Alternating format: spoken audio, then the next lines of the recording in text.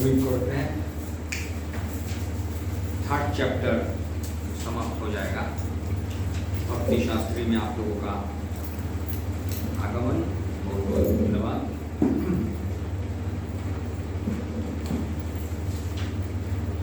तो 16 श्लोक तक हम लोग पढ़े थे। हे प्रिय अर्जुन, जो मानव जीवन में इस प्रकार वेदों द्वारा स्थापित यज्ञ चक्र का पालन नहीं करता, वो निश्चित ही पापमय जीवन व्यतीत करता है। ऐसा व्यक्ति केवल इंद्रिय की तुष्टि के लिए व्यर्थ ही जीवित रहता है। तो मानव जीवन वेद का द्वारा नहीं पालन करता है, पापमय जीवन व्यतीत करता है, तो सिर्फ जीता है, बस जी रहा। ये हम लोगों का पिछले श्लोक इसमें था। आज 17 से चालू होगा। यशवंता आत्मरतिरवा, जो तो आत्मरति एवं आत्मरति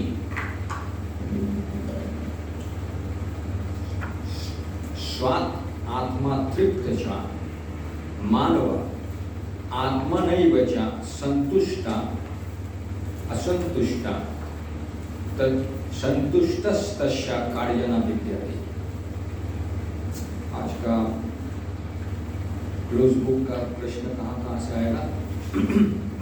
17, 21, 23, 26, 30, 39, 40। तो यहाँ पर जो प्रश्न है, एक पूर्ण कृष्ण भावना भावित व्यक्ति वैदिक आदेश का पालन करने के लिए बाध्य क्यों नहीं? तो कृष्ण भावना भावित एक व्यक्ति और वेद का बारे में, वेद में जो दिया हुआ है, तो वेद में जो आदेश दिया हुआ है वो कृष्ण में ही जो रति लगे हैं, उसके लिए वेद पाठन, वेद का जो आदेश है उसको पालन करना क्यों बाध्य नहीं? क्यों वो नहीं करना? जरूरत भी नहीं है उसका। कोई व्यक्ति वेद का पढ़ाई करके वेद में जो दिया हुआ है उससे वो जीवन को चलाने का कोशिश कर रहा है, और ये कृष्ण भावना में व्यक्ति है, उसको वेद के माध्यम से जो आदेश है उसको जरूरत भी नहीं है पालन करना वेद में। क्यों, क्या है कारण? तो उसका हम इस जगह पे देख सकते हैं।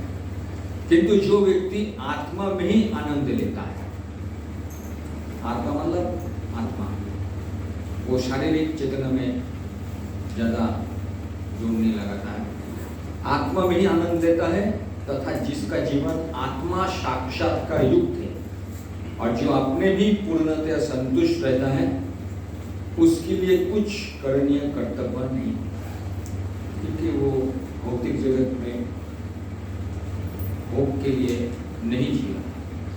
तो जो व्यक्ति पूर्णतया कृष्ण भावित है और अपने कृष्ण भावनामृत के कार्य से पूर्णतया संतुष्ट रहता है, उसे कुछ भी नियत कर्म नहीं करना होता, कृष्ण भक्ति में लगा हुआ है पूर्णतया। कृष्ण भावना भावित होने के कारण उसके हृदय का सारा ज्ञान तुरंत भूल जाता है, जो हजारों यज्ञ के संपन्न करने पर ही संभव हो पाता है। हृदय का जो मैल कृष्ण भावना घनत्व में तुरंत धुल जाता है, लेकिन वही हृदय का मैल को साफ करने के लिए हजारों यज्ञ संपन्न करना पड़ता है। इस प्रकार चेतना के शुद्ध होने से मनुष्य परमेश्वर के साथ अपने संबंध के प्रति पूर्णतया आश्वस्त हो जाता है। भगवत कृपा से उसका कार्य स्वयं प्रकाशित हो जाता है। अतएव वैदिक आदेशों के प्रति उसका कर्तव्य निश्चय हो जाता है। उसको वेद ऊपर उतना जोर नहीं देना जरूरत पड़ता है। ऐसा कृष्ण भावना भावित व्यक्ति कभी भी भौतिक कार्य में रुचि नहीं लेता और न ही उसे सुरा सुंदरी तथा अन्य प्रलोभनों में कोई आनंद मिलता है। तो वेद का अब कृष्ण जो कृष्ण भवन में है, आत्मा साक्षात्कार में आ गया है, उसको वेद पढ़ के धीरे धीरे जो प्रगति होना चाहिए देहात्मक बुद्धि से आत्मा स्तर में, तो वो वैदिक शास्त्र धीरे धीरे आगे बढ़ाता है। लेकिन कृष्ण भावना भावित में क्या है, सीधा कृष्ण का प्रति वो व्यक्ति आ जाता है। इसलिए उसके लिए वेद का जो है उसका जरूरत नहीं पड़ेगा, सीधा कृष्ण का पास आ रहा है।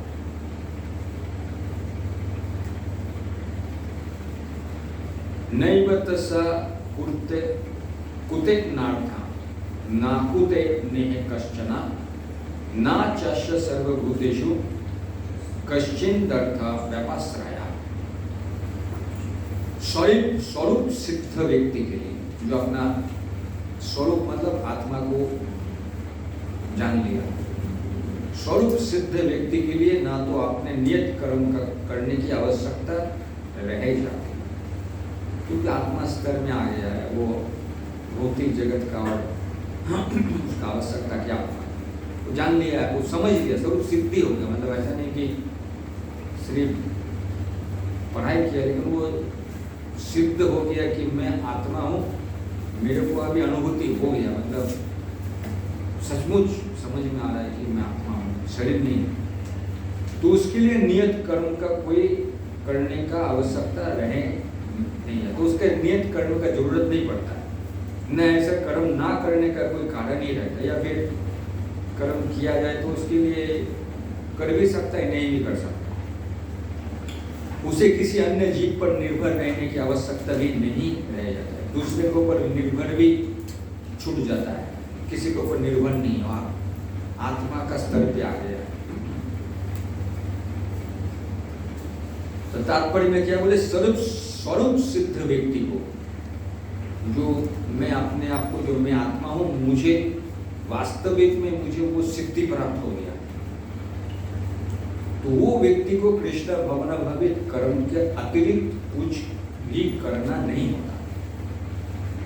किंतु ये कृष्ण भावना भावित भावनामृत निष्क्रियता भी नहीं है, जैसे कि अगले श्लोकों में बताया जाएगा। कृष्ण भावना भावित व्यक्ति किसी की शरण ग्रहण नहीं करता, चाहे वो मनुष्य हो या देवता। कृष्ण भावनामृत में वो जो भी करता है वही उसके कर्तव्य संपन्न के लिए पर्याप्त है, क्योंकि वो एकदम कृष्ण चेतना में डूबा हुआ है और अपना आत्मा का स्वरूप शुद्धि का लाभ कर लिया। तो ये व्यक्ति के बारे में बता रहा है कृष्ण, ये व्यक्ति है, उसको इस भौतिक जगत का कोई कर्म का जरूरत भी नहीं पड़ता है, किसी के ऊपर निर्भर करने का भी जरूरत नहीं पड़ता है, क्योंकि कृष्ण में एकदम जुड़ा हुआ है। कृष्ण जो उसको देंगे उसी में वो संतुष्ट होगा। तो देवता का भी ऊपर उसको निर्भर नहीं रहता है और दूसरे मनुष्य के ऊपर वो निर्भर नहीं करता। तो स्वरूप सिद्धि व्यक्ति के बारे में बताया है। तस्मात् आसक्त सततम कार्य कर्म समाचरा आसक्त आचरण कर्म आसक्तो आचरण कर्म परमाम तोति परम आपनोति पुरुषा। तस्मात् आसक्त सततम कार्यम समाचरा। अतः कर्म फल में आसक्त हुए बिना मनुष्य को अपना कर्तव्य समझकर निरंतर कर्म करते रहना चाहिए, क्योंकि अनासक्त होकर कर्म करने से उसे परम ब्रह्म की प्राप्ति होती है। केवल अनासक्त क्यों यहाँ पर सब यूज कर रहा है, क्योंकि हम लोग कृष्ण को भूल के इस भौतिक जगत में आए, शरीर प्राप्त किए और हम लोग आसक्त हो गए इस भौतिक जगत। और वो आसक्ति का कारण क्या है, आसक्ति का फल हमको क्या देगा, इस भौतिक जगत का प्रति आसक्ति का फल स्वरूप हमको क्या मिलेगा, क्या मिलेगा? वो तो है एक दूसरा दोबारा जन्म हमको मिलेगा। इसीलिए मेरे को समझ नहीं आया कि मैं पवित्र आत्मा हूँ। वास्तविक कृष्णा एक व्यक्ति है, स्वयं भगवान। वो जो जगह है गोलोक वृंदावन, उधर मुझे वापस जाना है। तो कृष्ण बोला मेरे ऊपर ध्यान लगाओ। तो वो जो है मेरी गति है, उस जगह पे मुझे जाना है। तो इसीलिए अभी जितना दिन तक मैं इधर भौतिक जगत में हूँ, मेरा शरीर भी चल रहा है। ये शरीर ऐसा नहीं कि मैं आत्मा साक्षात्कार हो गया इसका मतलब मेरा शरीर चलना बंद हो गया। शरीर चल रहा है, आत्मा साक्षात्कार हो गया, लेकिन शरीर तो बंद नहीं हुआ कि शरीर अभी मर गया, हृदय पिंड बंद हो गया, ये चल रहा है।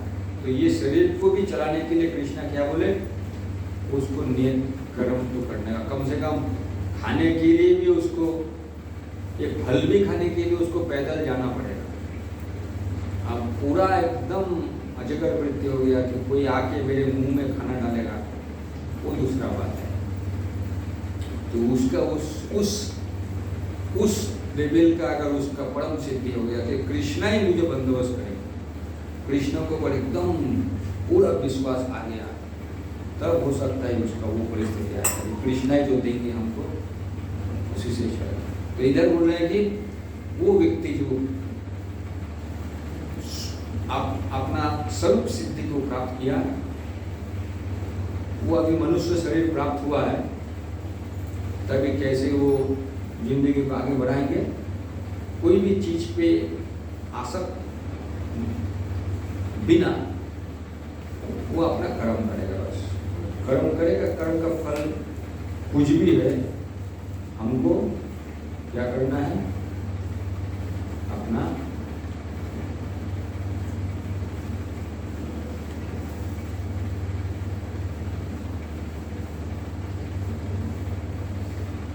माइनस, ठीक है।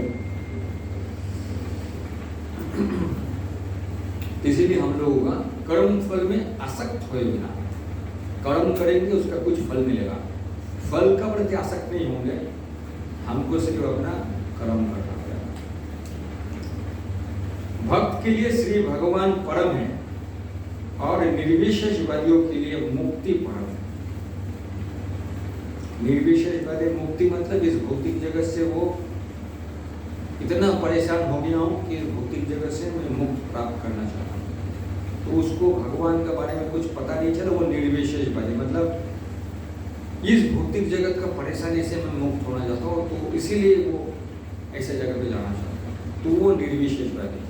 और भक्त के उसको पता है कि कृष्णा बोल के कोई व्यक्ति है, उसके पास हमको जाना है। अतः जो व्यक्ति समुचित पथ प्रदर्शन पाकर, पथ प्रदर्शन मतलब हमको को रास्ता मिल गया, और कर्म फल से अनासक्त होकर कृष्ण के लिए या कृष्ण भावनामृत में कार्य करता है, वो निश्चित रूप से जीवन लक्ष्य की ओर प्रगति करता है। जीवन का लक्ष्य में निकल जा रहा है इस भौतिक जगत से। अर्जुन से कहा जा रहा है कि वो कृष्ण के लिए कुरुक्षेत्र के युद्ध में लड़े, क्योंकि कृष्ण की इच्छा है कि वो ऐसा करे। कृष्ण का इच्छा है तुम युद्ध करो, लेकिन कृष्ण पहले से ही क्या सोचने लगा कि इसका फल जो निकलेगा लोग मना जाएगा, तो वो फल का प्रति गया तो आसक्त हो गया, इसीलिए वो बोला कि मैं युद्ध करना नहीं चाहता।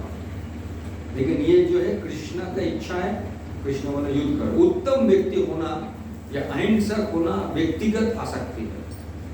तो व्यक्तिगत आसक्ति क्या, जब तक मुझे आध्यात्मिक चेतना नहीं है कि वो लोग भी आत्मा है, शरीर का मृत्यु नहीं होता है, शरीर खत्म हो जाएगा, आत्मा का मृत्यु नहीं होगा, तो वो अहिंसा अगर करेंगे तो वो व्यक्तिगत आसक्ति, इसको नहीं मारेंगे तो व्यक्तिगत आसक्ति। किंतु फल की आसक्ति से रहित होकर कार्य करना परमात्मा के लिए कार्य करना है। फल की आसक्ति छोड़ना है, वो हम लोगों का असली कार्यकलाप है। कोई हम अहिंसा, इसको नहीं मारूंगा, वो नहीं मारूंगा, उससे हमको कुछ लेना देना नहीं। हमको फल का प्रति आसक्ति नहीं होना चाहिए, वो हम लोगों का वास्तविक आध्यात्मिक चक्र है। तो ये कर्म करेंगे उसका फल का प्रति आसक्ति ना हो। बाकी कोई भी चीज जो है वो आसक्ति के कारण कर्म बंधन होता है। ये उच्चतम कोटि का पूर्ण कर्म है जिसकी संस्तुति भगवान कृष्ण ने की है। नियत यज्ञ जैसे वैदिक अनुष्ठान उन पाप कर्मों के शुद्धि के लिए किए जाते हैं जो इंद्रिय तृप्ति के उद्देश्य से किए गए हैं। तो हम लोग इस भौतिक जगत में आए तो हम लोगों का शरीर प्राप्त हुआ और ये शरीर में हम लोग की इंद्रियां हैं और इंद्रियां से इस भौतिक जगत में हम लोग आसक्त हो जाते हैं। तो पाप कर्म क्या करते हैं? शास्त्र का विरुद्ध काम करना चालू करते हैं। मतलब ये हम लोग का जो ये इंद्रिय है अत्यधिक हम व्यवहारिक कार्यकलाप में अत्यधिक भोग, मतलब इंद्रिय से अत्यधिक हम लोग इस दुनिया में भोग करने का इच्छा करते हैं। तो उससे क्या होता है कि हम लोग जो शास्त्र का मुताबिक जितना करना चाहिए उससे ज्यादा हम लोग वो कर देते हैं, तो वो पाप कर्म हो जाता है। तो शास्त्र ने बोला कि ये इतना करके अपने आप को कंट्रोल करो, आपको नियंत्रण करो। लेकिन हम लोग का क्या हो जाता है, इंद्रिय है, इंद्रिय तृप्ति का इतना सीमा रेखा हम लोग पार कर देते हैं, वही हम लोग का पाप कर्म होता है। तब कर्म फल में हम लोग फंस जाता है। तो वो व्यक्ति क्या करता है, अभी मैं तो फंस गया, बहुत सारा परेशानी आ गया मेरी जिंदगी में, तो वेद में कहाँ पर क्या लिखा है, तो ये करने से मैं पाप से मुक्त हो जाऊंगा। तब वो व्यक्ति वैदिक अनुष्ठान करता है। जो अत्यधिक इंद्रिय तृप्ति करने के लिए जो अत्यधिक ये कार्यकलाप में फंस गया था, उसका शुद्धिकरण के लिए वेद में क्या लिखा है, मैं यहाँ से मुक्त कैसे हूँ। तो ऐसी इसके लिए लोग वेद का अनुष्ठान यज्ञ आदि ये सब करता है, नियत यज्ञ। किंतु जो कृष्ण भावनामृत में जो कर्म किया जाता है वो अच्छे या बुरे कर्म के फलों से पड़े, क्योंकि वो पाप कर्म नहीं करता है, अत्यधिक इंद्रिय तृप्ति नहीं कर रहा, सिर्फ कृष्ण का संतुष्टि करने के लिए वो व्यक्ति काम करता है। तो उसके लिए क्या बुरा क्या अच्छा उसके ऊपर है। कृष्ण भावना भावित व्यक्ति में फल के प्रति लेश मात्र आसक्ति नहीं रहती, वो तो केवल कृष्ण के लिए कार्य करता, वो समस्त प्रकार के कर्मों में रत रहकर भी पूर्णतया अनासक्त रहा आता है। तो ऐसे हम लोगों को कृष्ण हम लोगों को बता रहा है कैसे हम लोगों के भौतिक जगत में रहते रहते भी अपना कर्तव्य कैसे करना चाहिए। काम करेंगे, ड्यूटी करेंगे, लेकिन उसका फल जो आएगा, फल का प्रति आसक्ति नहीं रहेगी। ये जो है वास्तविक कृष्ण भावनामृत का जो है हम लोगों का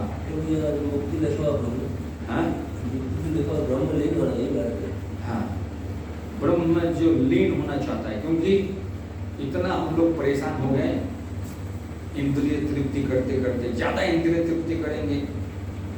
हालांकि हम लोग पवित्र आत्मा है, आनंद का तलाश में कर रहे हैं, और इस भौतिक जगत में हम लोग आनंद का तलाश किस में कर रहे हैं? हम लोग भौतिक वस्तु में आनंद का तलाश कर रहे हैं। तो आत्मा सक्रिय है, आनंद का तलाश कर रहे हैं, इस भौतिक जगत में आए, शरीर प्राप्त किए और आनंद कहाँ ढूंढ रहे हैं? भौतिक वस्तु। इसीलिए वो व्यक्ति इतना आनंद बहुत प्रयास करके देखा, जितना आनंद चाहते हैं वो भौतिक वस्तु में नहीं होता है, तो यहाँ से वो निकलना चाहता है। तो कहाँ जाएगा? तो मुक्ति के लिए जाएगा। तो वो ऐसी जगह पे जाना चाहता है जहाँ पर वो एकदम शांति का जगह रहेगा, तो वो ब्रह्म लीन चला है। ब्रह्म में लीन होना चाहता हूँ कि मुझे शांति चाहिए, ये जगह पसंद नहीं है, और आनंद नहीं मिलेगा, तो उसको आनंद नहीं मिलेगा, क्योंकि शांति में रहते रहते बहुत दिन किसी से बात नहीं कर पा रहा है, कोई काम नहीं कर पा रहा है। तो वास्तविक आत्मा जो सक्रिय है, वही एक्टिव है, सबसे सक्रिय है, लेकिन वही एक जगह पे ऐसा कितना दिन चुपचाप रहेगा, कोई काम नहीं कर पा रहा है, चुपचाप बैठा हुआ है, एक दूसरे से देख रहा है, कोई किसी के साथ बात नहीं करता है, तो उतना समय में रहने का बाद भी वो वहाँ से निकल जाता है, जो आनंद नहीं होता। उनको कुछ करना चाहिए, कुछ करना चाहता है। ये भौतिक जगत में करने के लिए आया, लेकिन भौतिक जगत जो है भौतिक वस्तु है और ब्रह्म ज्योति में लीन होना चाहता है, क्योंकि वहाँ पर शांति प्राप्त करना चाहता है, कुछ यहाँ से परेशानी से निकालने के लिए। लेकिन वहाँ पर भी वो कार्य कदम नहीं है, तो वहाँ से फिर ये भौतिक जगत हो गया। कभी जैसे इसमें अनासक्त होने के लिए बोल रहे हैं कर्म से, कभी कभी ऐसा होता है कि हम लोग के ऊपर बहुत सी रिस्पॉन्सिबिलिटीज़ हैं, जैसे हम बिजनेस कर रहे हैं, उस पर कुछ लोड है, तो बिजनेस का परफॉर्मेंस और वो लोड कहीं ना कहीं पे हम उसको अटैच करते तो उसके लिए यहाँ पर ही जो है बता रहे हैं कि मैं भौतिक जगत में आया हूँ। अब मैं भौतिक जगत में आया हूँ तो इतना जन्म से मैं कृष्ण भक्ति में नहीं था, लेकिन भौतिक जगत 3 गुणों से बना हुआ है। तो जैसे मैंने इस भौतिक जगत में थे पिछले कई जन्मों से, तो वो गुण में रहते रहते वो गुण का प्रभाव मेरे में आ गया था। और पिछले जन्म में मैंने मरने का पहले मेरे वो इच्छा था, मेरा वो इच्छा पूरा नहीं हुआ, तो मुझे दोबारा जन्म लेना पड़ा वो इच्छा को पूर्ति करने के लिए। अभी इस भौतिक जगत में अचानक इस जन्म में कहीं ना कहीं से मैं कृष्णा का भक्ति में अपने आप को, कहीं ना कहीं से मेरी जिंदगी में भक्ति आ गई। इतने जन्म में नहीं था, या हो सकता है पिछले जन्म में थोड़ा कुछ किए होंगे, लेकिन फिर भी हृदय में इच्छा था कि मैं कृष्ण का पास नहीं जाना चाहता हूँ, इधर ही रहना चाहता हूँ। तब उसके कारण मेरा को क्या हो गया, फिर से जन्म लेना पड़ा मेरी इच्छाएं गुण का मुताबिक।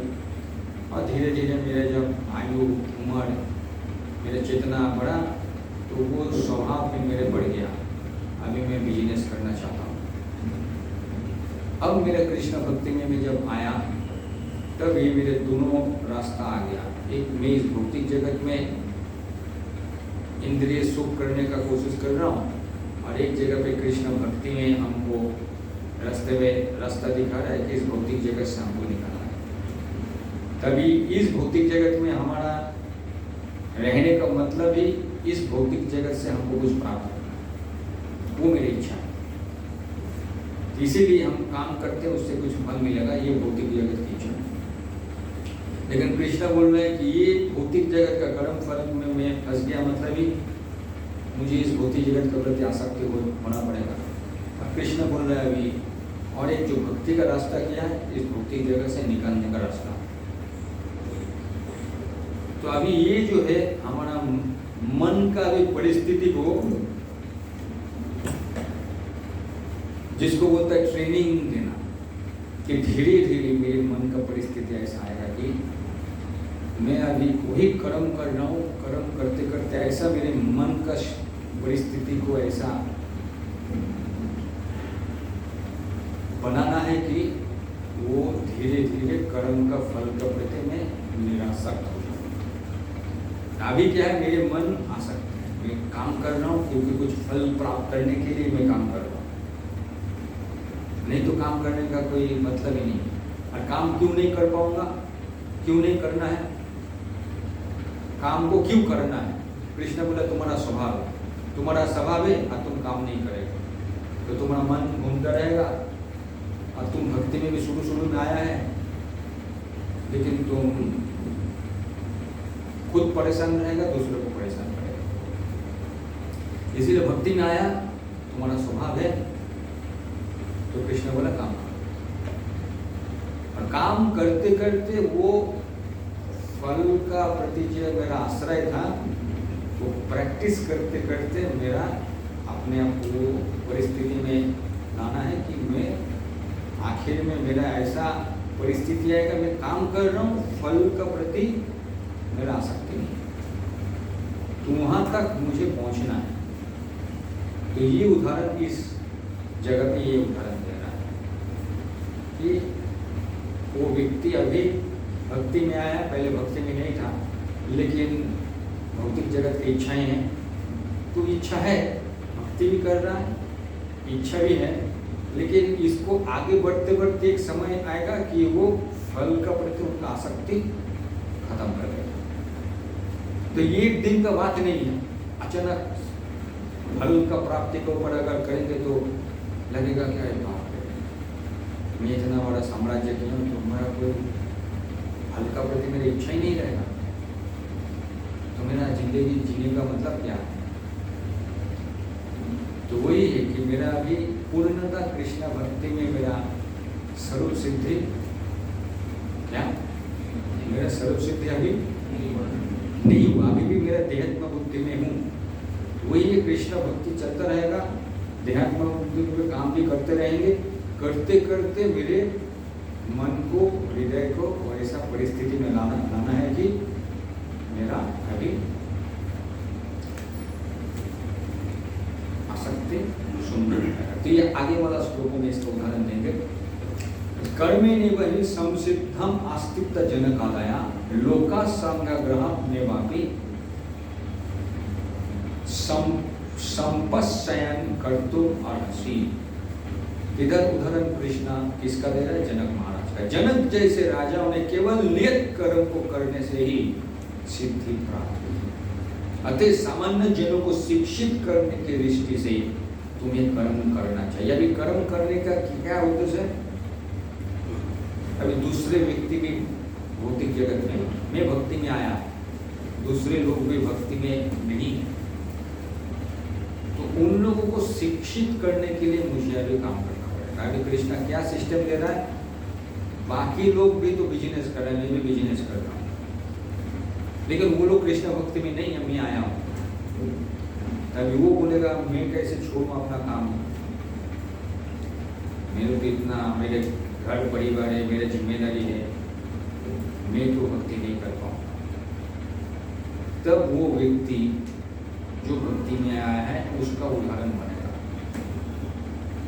वो देखेगा ये भी भक्ति कर रहा है, ये भी कृष्ण का नाम कर रहा है, ये भी प्रसाद खा रहा है, इसका भी घर में परिवार है, इसका भी बच्चे हैं, इनका भी माता पिता है, इसका भी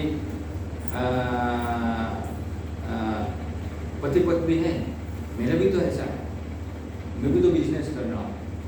तो कैसे ये कैसे भक्ति कर रहा है? तो दूसरे लोगों को शिक्षा देने के लिए अभी मुझे जो बचा कुचा जो समय है,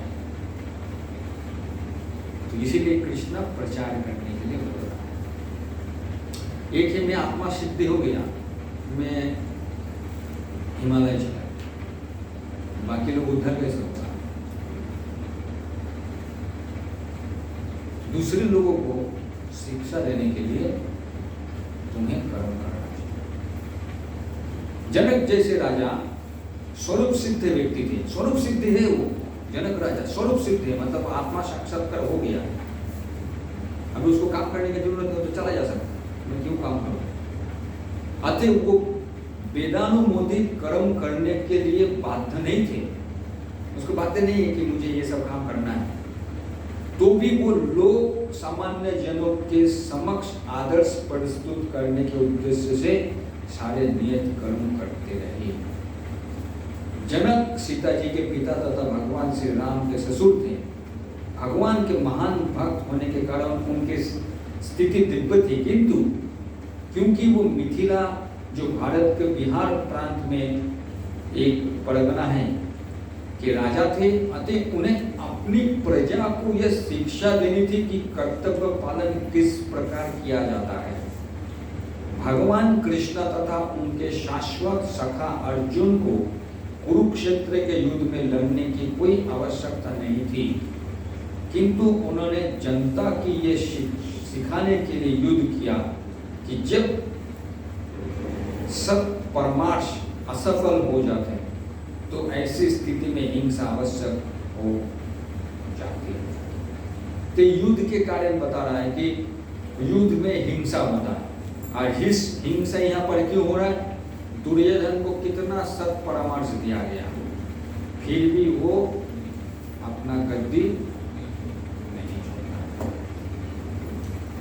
अभी सोचिए पुलिस डिपार्टमेंट हम लोगों का,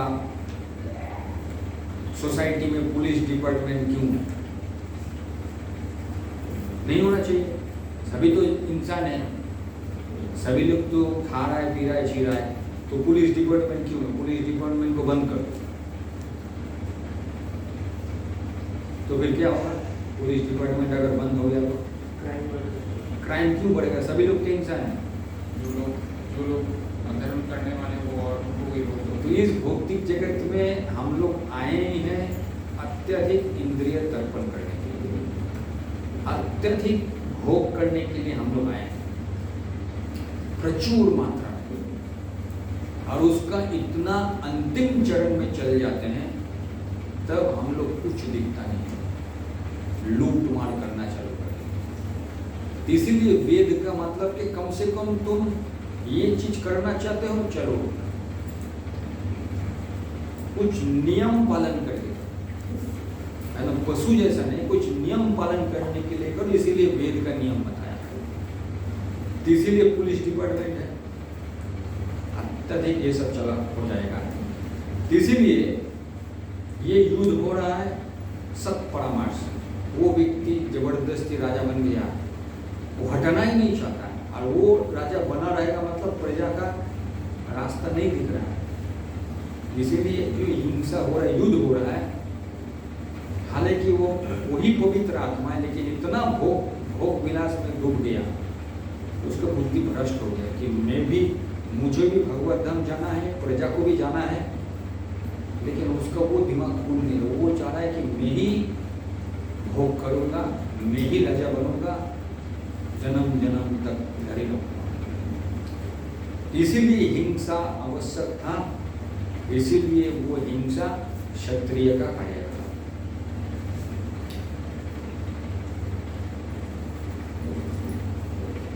कुरुक्षेत्र युद्ध के पूर्व युद्ध निवारण के लिए भगवान तक ने सारे प्रयास किए, किंतु दूसरा पक्ष लड़ने पर तुला था।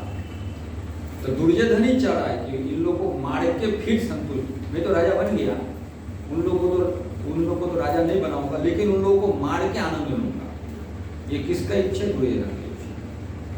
दुर्योधन नहीं बोला ठीक है तुम लोग चले जाओ, गांव ले लो, और नहीं तुम लोग को मार के आनंद भी लूंगा। राजा तो मैं बना ही हूँ, हम तो राजा बनेंगे, लेकिन उपरंत तो तुम लोग को मार के आनंद लूंगा। ये दुर्योधन के इच्छा है। अभी क्या बोलिए? अभी ऐसा ठीक है, तुम राजा बनो, राजा रहो, हम लोग जिंदा जी के निकल जाएंगे, लेकिन अभी क्या मैं तो राजा बना ही हूँ जबरदस्ती, अभी उसमें उतना तक नहीं, तुम लोग को मार के आनंद लूंगा। ये दुर्योधन का परिस्थिति था। तो कृष्ण भी समझाया, फिर भी बोला नहीं, आप क्या किया जाए। अब ये मैं चलो अर्जुन ही बोल दिया ठीक है, वो लोग मुझे ऐसे मार देगा, मैं अस्त्र छोड़ दे रहा हूँ, चलिए वो मुझे ऐसे मार देगा। बोले ऐसा कैसे? फिर मजा ही कहाँ है? वो लोग इतना दुर्व्यवहार से आपको हराएगा, ये तो फिर शास्त्र का विरुद्ध में चला गया। तो फिर तो पापाचारी तो पाप तो करते रहे, तो पुलिस डिपार्टमेंट का फिर जरूरत क्या? बंद कर दो पुलिस डिपार्टमेंट, पाप करता रहेगा, पाप होता रहेगा, झमेला होता रहेगा। जो जिएगा जिएगा, जो मरेगा मरेगा, क्या जरूरत है कि पुलिस डिपार्टमेंट का? पुलिस डिपार्टमेंट है मतलब ऐसा लोगों को अभी लाइन में लाना पड़ता है, क्योंकि इतना भोग में चला गया, इसमें लाइन में लाना पड़ता है। इसीलिए कुरुक्षेत्र का युद्ध, अतः इसे स्वधर्म के लिए युद्ध करना आवश्यक था। यद्यपि कृष्ण भावना भावी व्यक्ति को संसार में कोई रुचि नहीं है हो सकती, तो भी वो जनता की ये सिखाने के लिए कि किस तरह रहना और कार्य करना चाहिए, कर्म करता रहता है। क्योंकि वो लोग इतना भोग विलास में डूब गया, पाप कर रहा है, उसको गाइड कौन करेगा? उसको गाइड कौन करेगा? किसी ना किसी को करना पड़ेगा। तो स्वयं कृष्ण तो आएंगे, लेकिन कृष्ण को कोई व्यक्ति पसंद नहीं करेगा, क्योंकि कृष्ण को भूल के सब आया है। तो कृष्ण कोई भक्त लोगों का माध्यम से धीरे धीरे कृष्ण भावामृत में अनुभवी व्यक्ति, जो मैं धीरे धीरे अनुभवी हो रहा है, कृष्ण भक्ति में रहते रहते मेरे को अनुभवी हो रहा है, मेरा अनुभूति हो रहा है कि वास्तविक कृष्ण का साथ रहने से क्या अच्छा होता है। वो मेरे हृदय में अनुभव होना चालू हो जाएगा। और वो इस तरह कार्य करते रहते हैं कि अन्य लोग उनका अनुसरण कर सके, और उसकी व्याख्या अगले श्लोक में ही की गई। तो हम लोग कृष्ण भक्ति में आए, धीरे धीरे हम लोग का अनुभूति होगा, और काम करते रहे कि अनुभूति होगा। धीरे धीरे हम लोगों का वो कर्म फल का प्रति आसक्ति कम होता है। तब वो व्यक्ति क्या करेंगे, दूसरे व्यक्ति का वो शिक्षा देंगे। तो ये क्या है, यद्या आचरति श्रेष्ठ तत्त एवतर जना स्व या प्रमाणम कुरुते लोका तत् अनुवर्तते। महापुरुष जो आचरण करता है, सामान्य व्यक्ति उसी का अनुसरण करता है। ये अपने अनुसरणीय कार्य से जो आदर्श प्रस्तुत करता है, संपूर्ण विश्व उसका अनुसरण करता है। तो ये जो है वो आचरण करने का, इसीलिए हम लोग का भक्ति क्या है, खुला सब कुछ। ऐसा नहीं कोई अलग में छुप के कुछ कर रहा है, कुछ को पता नहीं। ये दूसरे लोगों को शिक्षा देने के लिए हम लोग को रहना पड़ता है समाज का बीच में। इसीलिए प्रभुपाद ने बोला, बहुत लोग बोला है आप शहर का बीच में मंदिर क्यों खोल रहे हैं? कोई पहाड़ में खोलता है लोग, कोई पहाड़ में खोलिए, कोई जंगल में खोलिए, कोई ऐसा जगह में खोलिए जहाँ पर शांति का वातावरण है। ऐसे शहर का बीच में मंदिर खोलता है। शहर का बीच में मंदिर खोलना क्यों? लोगों को शिक्षा देने। अच्छा ऐसा भी होता है, अच्छा ऐसा भी होता है, ऐसे लोग लगता है, ऐसे लोग मंदिर का पूजा पाठ होता है, ऐसा भी होता है, मंगल आरती होता है। अच्छा हम लोग भी कर पाए। इसीलिए प्रभुपाद जी ने मंदिर शहर का बीच में बोला, शिक्षा के लिए, और दूसरा कोई कारण नहीं। सामान्य लोगों को सदैव एक ऐसे नेता की आवश्यकता होती है जो व्यवहारिक आचरण द्वारा जनता की शिक्षा दे सके। यदि नेता स्वयं धूम्रपान करता है तो वो जनता को धूम्रपान बंद करने की शिक्षा नहीं दे सकता। चैतन्य महाप्रभु ने कहा है कि शिक्षा देने के पूर्व शिक्षक ठीक आचरण करना चाहिए।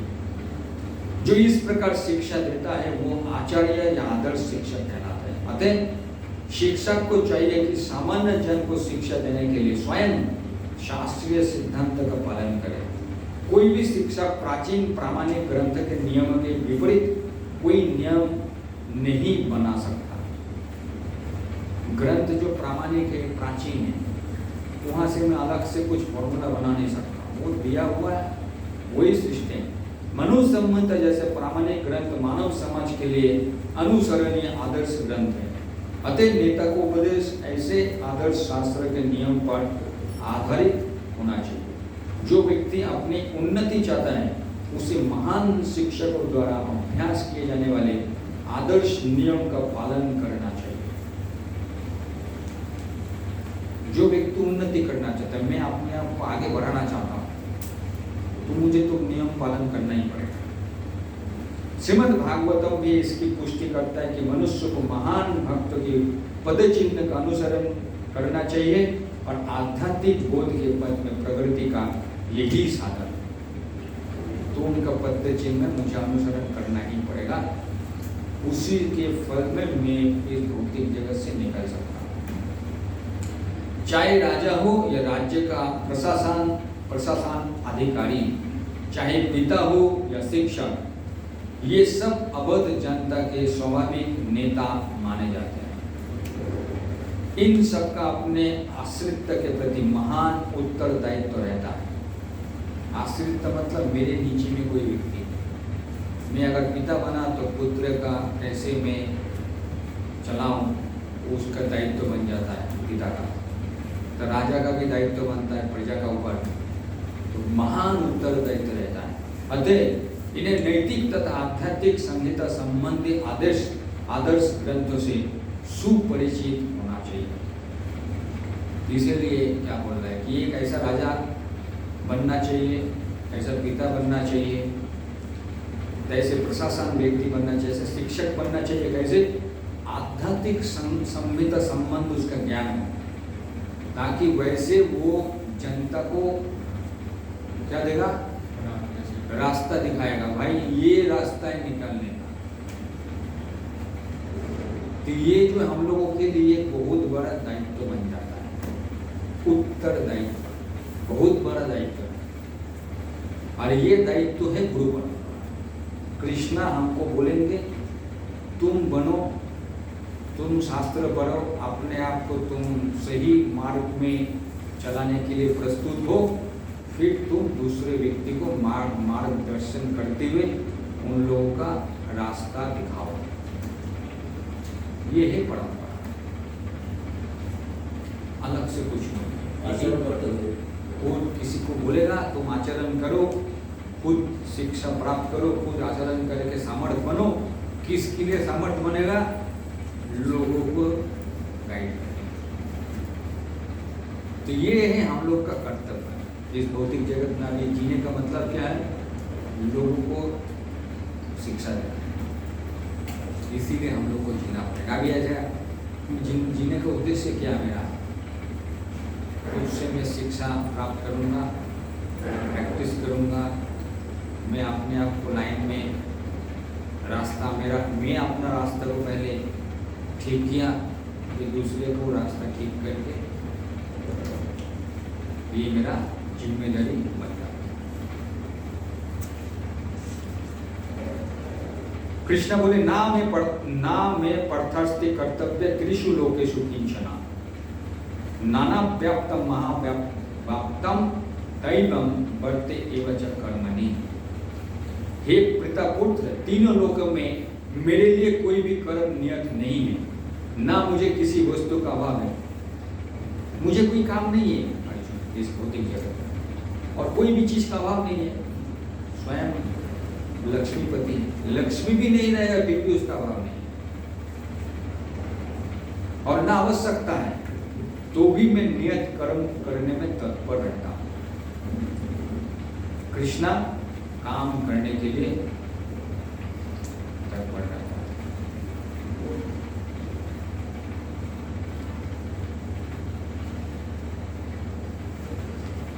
यहां पर क्या बोल रहे हैं? क्योंकि भगवान में प्रत्येक वस्तु ऐश्वर्य से परिपूर्ण रहती है और पूर्ण सत्य से ओतप्रोत रहते, अतः उनके लिए कोई कर्तव्य करने का आवश्यकता नहीं, क्योंकि उनका सब कुछ परिपूर्ण है। जिसे अपने कर्म का फल पाना है उसके लिए कुछ ना कुछ कर्म नियत रहता है, परंतु जो तीनों लोकों में कुछ भी प्राप्त करने की इच्छा नहीं रखता उसके लिए निश्चय ही कोई कर्तव्य नहीं है। किसी इस भौतिक जगत में कृष्ण क्या चाहे, क्या प्राप्त करेगा इस भौतिक जगत में? जरूरत ही नहीं। फिर भी क्षत्रिय के नायक के रूप में भगवान कृष्ण कुरुक्षेत्र की युद्धभूमि में कार्यरत थे। वो भी क्षत्रिय का नायक, वो भी राजा, द्वारका में राजा बना, तो भी क्षत्रिय का रोल प्ले कर रहा है, क्योंकि क्षत्रिय का धर्म है कि दीन दुखियों को आश्रय प्रदान करे। दीन दुखी कौन हो गया? प्रजा।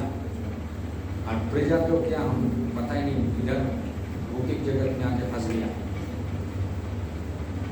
कैसे खाएगा, कैसे चलेगा, हवा पानी रहन सहन ये सब का बंदोबस्त कौन करेगा? क्षत्रिय को करना पड़ता है। उसके लिए उसको पार्क बनाता है, रास्ता बनाता है, मार्केट बनाता है। तो ये सब जो क्षत्रिय शास्त्र का मुताबिक ये सब बंदोबस्त करता है, ताकि मनुष्य जो ये सब का भौतिक जगत का लाभ उठा के फिर उसका आत्मा साक्षात्कार होगा, मुझे इस भौतिक जगत से निकाल। तो ये क्षत्रिय का कार्यकलाप। तुम लोग जो है आश्रय प्रदान करते हैं, यद्यपि ये शास्त्र का विधि विधान से सर्वथा ऊपर है, फिर भी वो ऐसा कुछ भी नहीं करते जो शास्त्र का विरोध है। तो कृष्ण शास्त्र को ऊपर में है, लेकिन फिर भी कृष्ण शास्त्र को प्रस्तापन किया है कि हमको शास्त्र का मुताबिक जिंदगी को पालन करना है। अगर शास्त्र का मुताबिक आचरण नहीं करेंगे तो क्या होगा? अत्यधिक भोग विलास करने का चक्कर में पाप करना चालू कर दें। तो यहाँ पर कृष्ण ने निर्धारित कर्तव्य क्यों निभाए? 23 नंबर में अभी का जो एक ओपन बुक क्लोज बुक का प्रश्न रहेगा। क्योंकि यदि मैं नियत कर्म को सावधानी पूर्वक ना करूं तो हे पार्थ ये निश्चित है कि सारे मनुष्य मेरे पथ का ही अनुगमन करेंगे। लोग बोलेगा अरे ये तो राजा है, इस भौतिक जगत में आया काम नहीं कर रहा है, अगर राजा ही काम नहीं करेगा तो हम क्यों काम करेंगे भाई? तो लोगों को दिखाने के लिए कृष्ण को भी काम करना है, दिखाने के लिए। एक झाड़ू लेके भी अगर करेगा लोग बोलेगा अरे काम कर रहा है, इसलिए लोगों को दिखाने के लिए काम करना पड़ता है, नहीं तो पता ही नहीं चलेगा ये काम करता है कि नहीं करता। दिखाने के लिए क्या करना पड़ता है?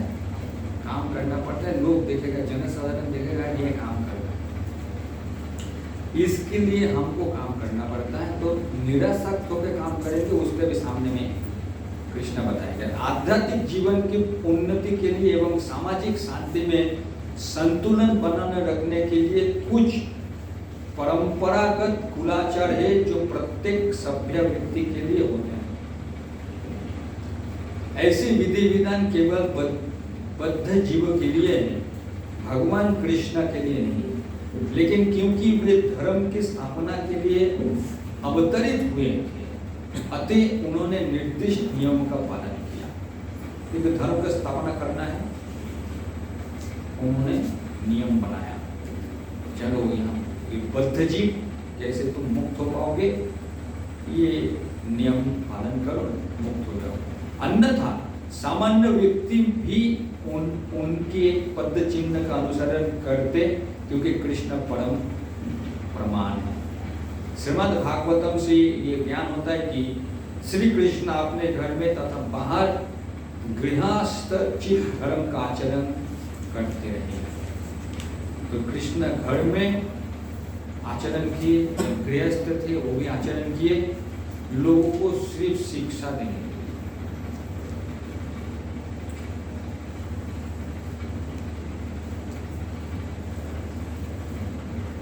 कृष्ण को काम करने का जरूरत नहीं, इस भौतिक जगत से उनको कुछ लेना देना नहीं है, फिर भी आते हैं लोगों को शिक्षा देने के लिए। ऐसा करो तो तुम इस भौतिक जगत जीवन का बद्ध परिस्थिति से तुम निकल पाएंगे। यही निर्देश दे रहा। बद्ध परिस्थिति से निकलने के लिए उपाय चाहिए, तो ये है शास्त्र का मुताबिक जीवन को पालन करो। तो ये हम लोगों का फॉर्मूला है। उत्सिदे युरी में लोका ना कोई कर्म चले हम संग्रह कर्ता स्मायु परान्या बीमा प्रजा। यदि मैं नियत कर्म ना करूं तो ये सारे लोग नष्ट हो जाए, तब मैं अवांछित जन समुदाय वर्ण संकर को उत्पन्न करने का कारण हो जाऊंगा और इस तरह संपूर्ण प्राणियों की शांति का विनाशक बनूंगा। वर्ण संकर अवांछित जन समुदाय, इसमें प्रश्न है क्या? उसके बाद 26 नंबर आएगा। कृष्ण भ्रमणामृत के अभ्यास के लिए किन योग्यताओं की आवश्यकता होती है? ये पहले है। तो वर्ण संकर अवांछित जन समुदाय है जो सामान्य समाज की शांति को भंग करता है। इस सामाजिक अशांति को रोकने के लिए अनेक विधि विधान है जिनके द्वारा स्वतः ही जनता आध्यात्मिक प्रगति के लिए शांत तथा सुव्यवस्थित हो जाती है। जब भगवान कृष्ण अवतरित होते हैं तो स्वाभाविक है कि वो ऐसे महत्वपूर्ण कार्य के प्रतिष्ठा तथा अनिवार्यता बनाए रखने के लिए इन विधि विधानों के अनुसार आचरण करते हैं। भगवान समस्त जीव के पिता है और यदि ये जीव पथभ्रष्ट हो जाए तो अप्रत्यक्ष रूप में ये उत्तरदायित्व उन्हीं का है। तो कृष्ण अगर हम लोग को रास्ता नहीं दिखाएंगे तो हम लोग पथभ्रष्ट हो जाएंगे और इसीलिए बद्ध जीव में तो हम नहीं। अतः जीव भी विधि विधानों का अनादर होता है। तो भगवान स्वयं समाज के सुधारने के लिए अभितरित होते हैं। तो जीव रहते रहते क्या विधि विधान को अनादर करना चालू कर देता। हमको कोई नियम पालन नहीं करना है, हम अपना नियम स्वयं बनाए। इसीलिए कभी कभार कृष्ण को खुद आना पड़ता है समाज को सुधारने के लिए, इतना परिस्थिति खराब हो जाता है। किंतु हमें ध्यान देना होगा कि यद्यपि हमें भगवान के पद चिन्ह का अनुसरण करना है, तो भी हम उनका अनुकरण नहीं कर सकेंगे। अनुसरण और अनुकरण एक से नहीं होते। हम गोवर्धन पर्वत उठाकर भगवान का अनुकरण नहीं कर सकते, जैसा कि भगवान ने अपने बाल्यकाल में किया था। ऐसा कर पाना किसी मनुष्य के लिए संभव नहीं है। हमें उनके उपदेशों का पालन करना चाहिए, उनका उपदेश को पालन करना चाहिए, उनका अनुकरण करना नहीं चाहिए। किंतु किसी भी समय हमें उनका अनुकरण नहीं करना, अनुकरण नहीं करना है। क्या करना है? उन्होंने जो हमको शिक्षा दे रहा है उस शिक्षा को पालन करना, ताकि मेरे ही भला होगा। क्योंकि मैं हमेशा शुरू से मुझे समझना चाहिए कि मैं कितना हूँ, बड़ा या छोटा। हमेशा के लिए मैं छोटा ही रहूँगा, एकदम छोटा ही रहूँगा। मेरे अहंकार के कारण मैं अपने आप को बड़ा समझता हूँ, लेकिन वास्तविक में मैं छोटा ही हूँ, छोटा ही थे और छोटा ही रहूँगा।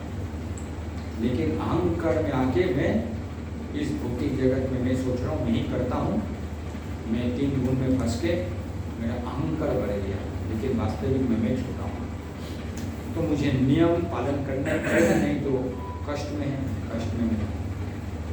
हमें सदैव ईश्वरों की या सूर्य तथा चंद्रमा की गतियों को वास्तव में नियंत्रित कर सकने वालों को स्थिति को श्रेष्ठ मानना चाहिए। ऐसे शक्ति के बिना कोई भी सर्वशक्तिमान ऐश्वर्य का अनुकरण नहीं कर सकता। शिव जी ने सागर तक के विष का पान कर लिया, किंतु यदि कोई सामान्य व्यक्ति विष की एक बूंद भी पीने का यत्न करेगा तो वो मर जाएगा।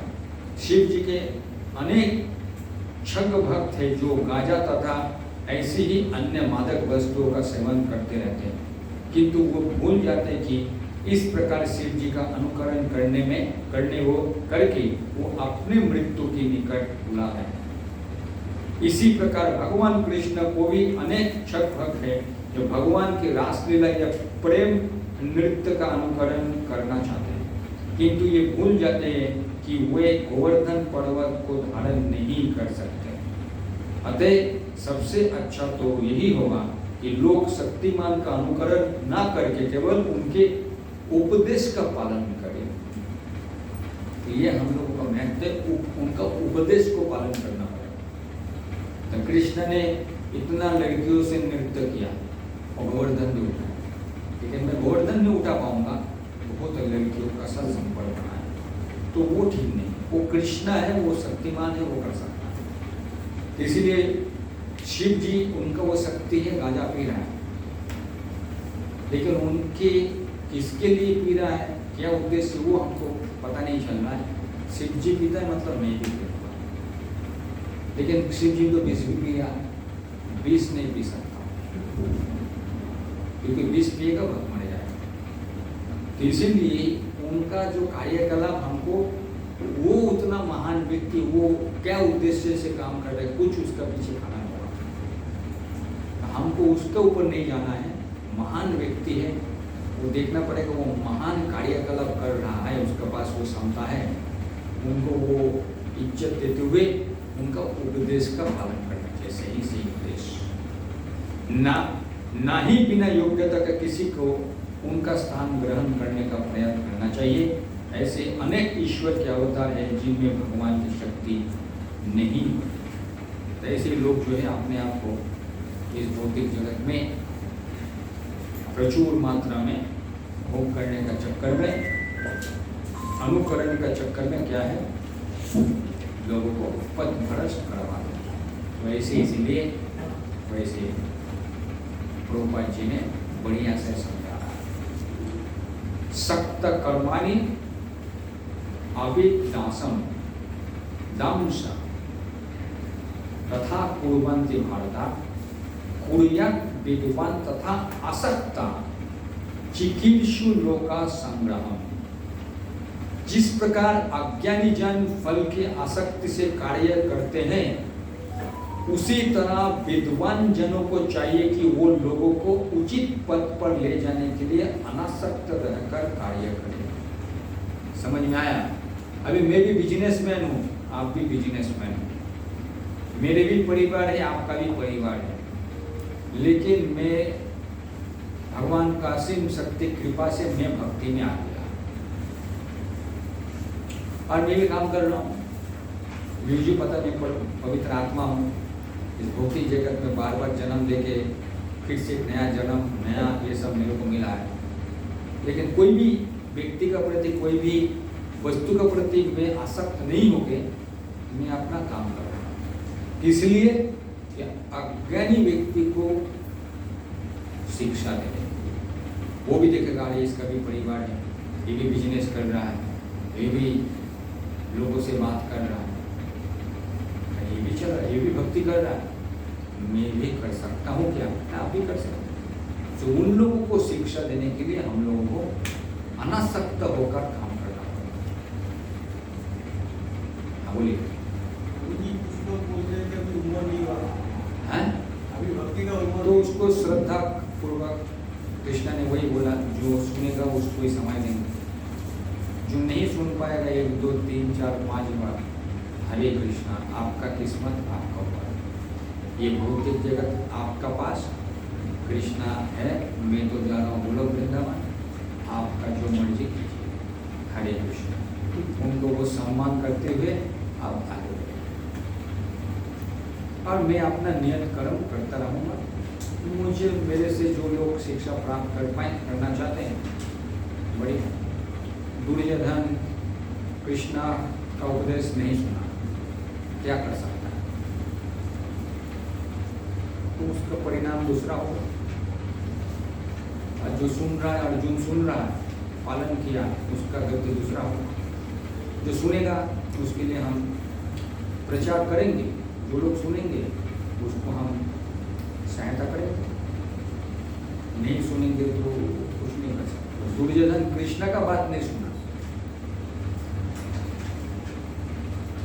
तो हम लोगों का अगर कोई बात कोई नहीं सुन रहा है, जो सुन रहे हैं उसको समझ लेंगे। तो एक कृष्ण भावना भावित मनुष्य तथा एक कृष्ण भावनाहीन व्यक्ति में केवल इच्छाओं का भेद होता है। कृष्ण भावना भावित व्यक्ति कभी ऐसा कोई कार्य नहीं करता जो कृष्ण भावनामृत के विकास में सहायक ना हो। ऐसा मैं काम कर रहा हूँ, मेरे स्वभाव है, मेरे स्वभाव में, मेरा बिजनेस में स्वभाव है, मैं बिजनेस कर सकता हूँ, मेरे पिछले जन्म का वो स्वभाव है, करता हूँ, उसमें कोई गलती नहीं। लेकिन ऐसा काम कर रहा हूँ जो मेरा भक्ति में, प्रगति में मेरा सहायक हो, ऐसा काम नहीं करूँगा मेरा भक्ति रुक जाए। तो मैं बिजनेस भी कर रहा हूँ, मैं भक्ति भी कर रहा हूँ, इसका मतलब मेरा बिजनेस करना मेरा कृष्ण भक्ति का सहायक हो रहा है, मैं कर रहा हूँ।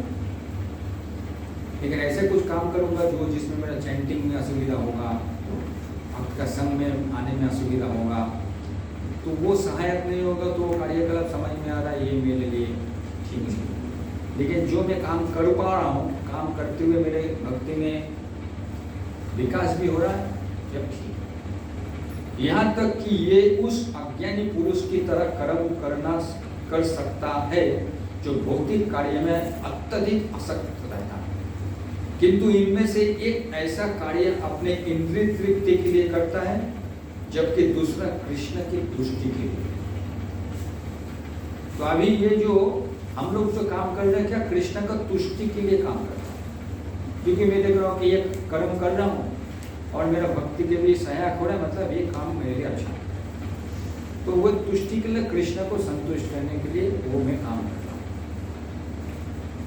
और एक व्यक्ति जो इस भौतिक जगत में और भी बिजनेस में नहीं, वो काम किया कर रहा है, इससे मैं पैसा कमाऊंगा, पैसा से इसको फल मिलेंगे, उस फल को मैं भोगूंगा।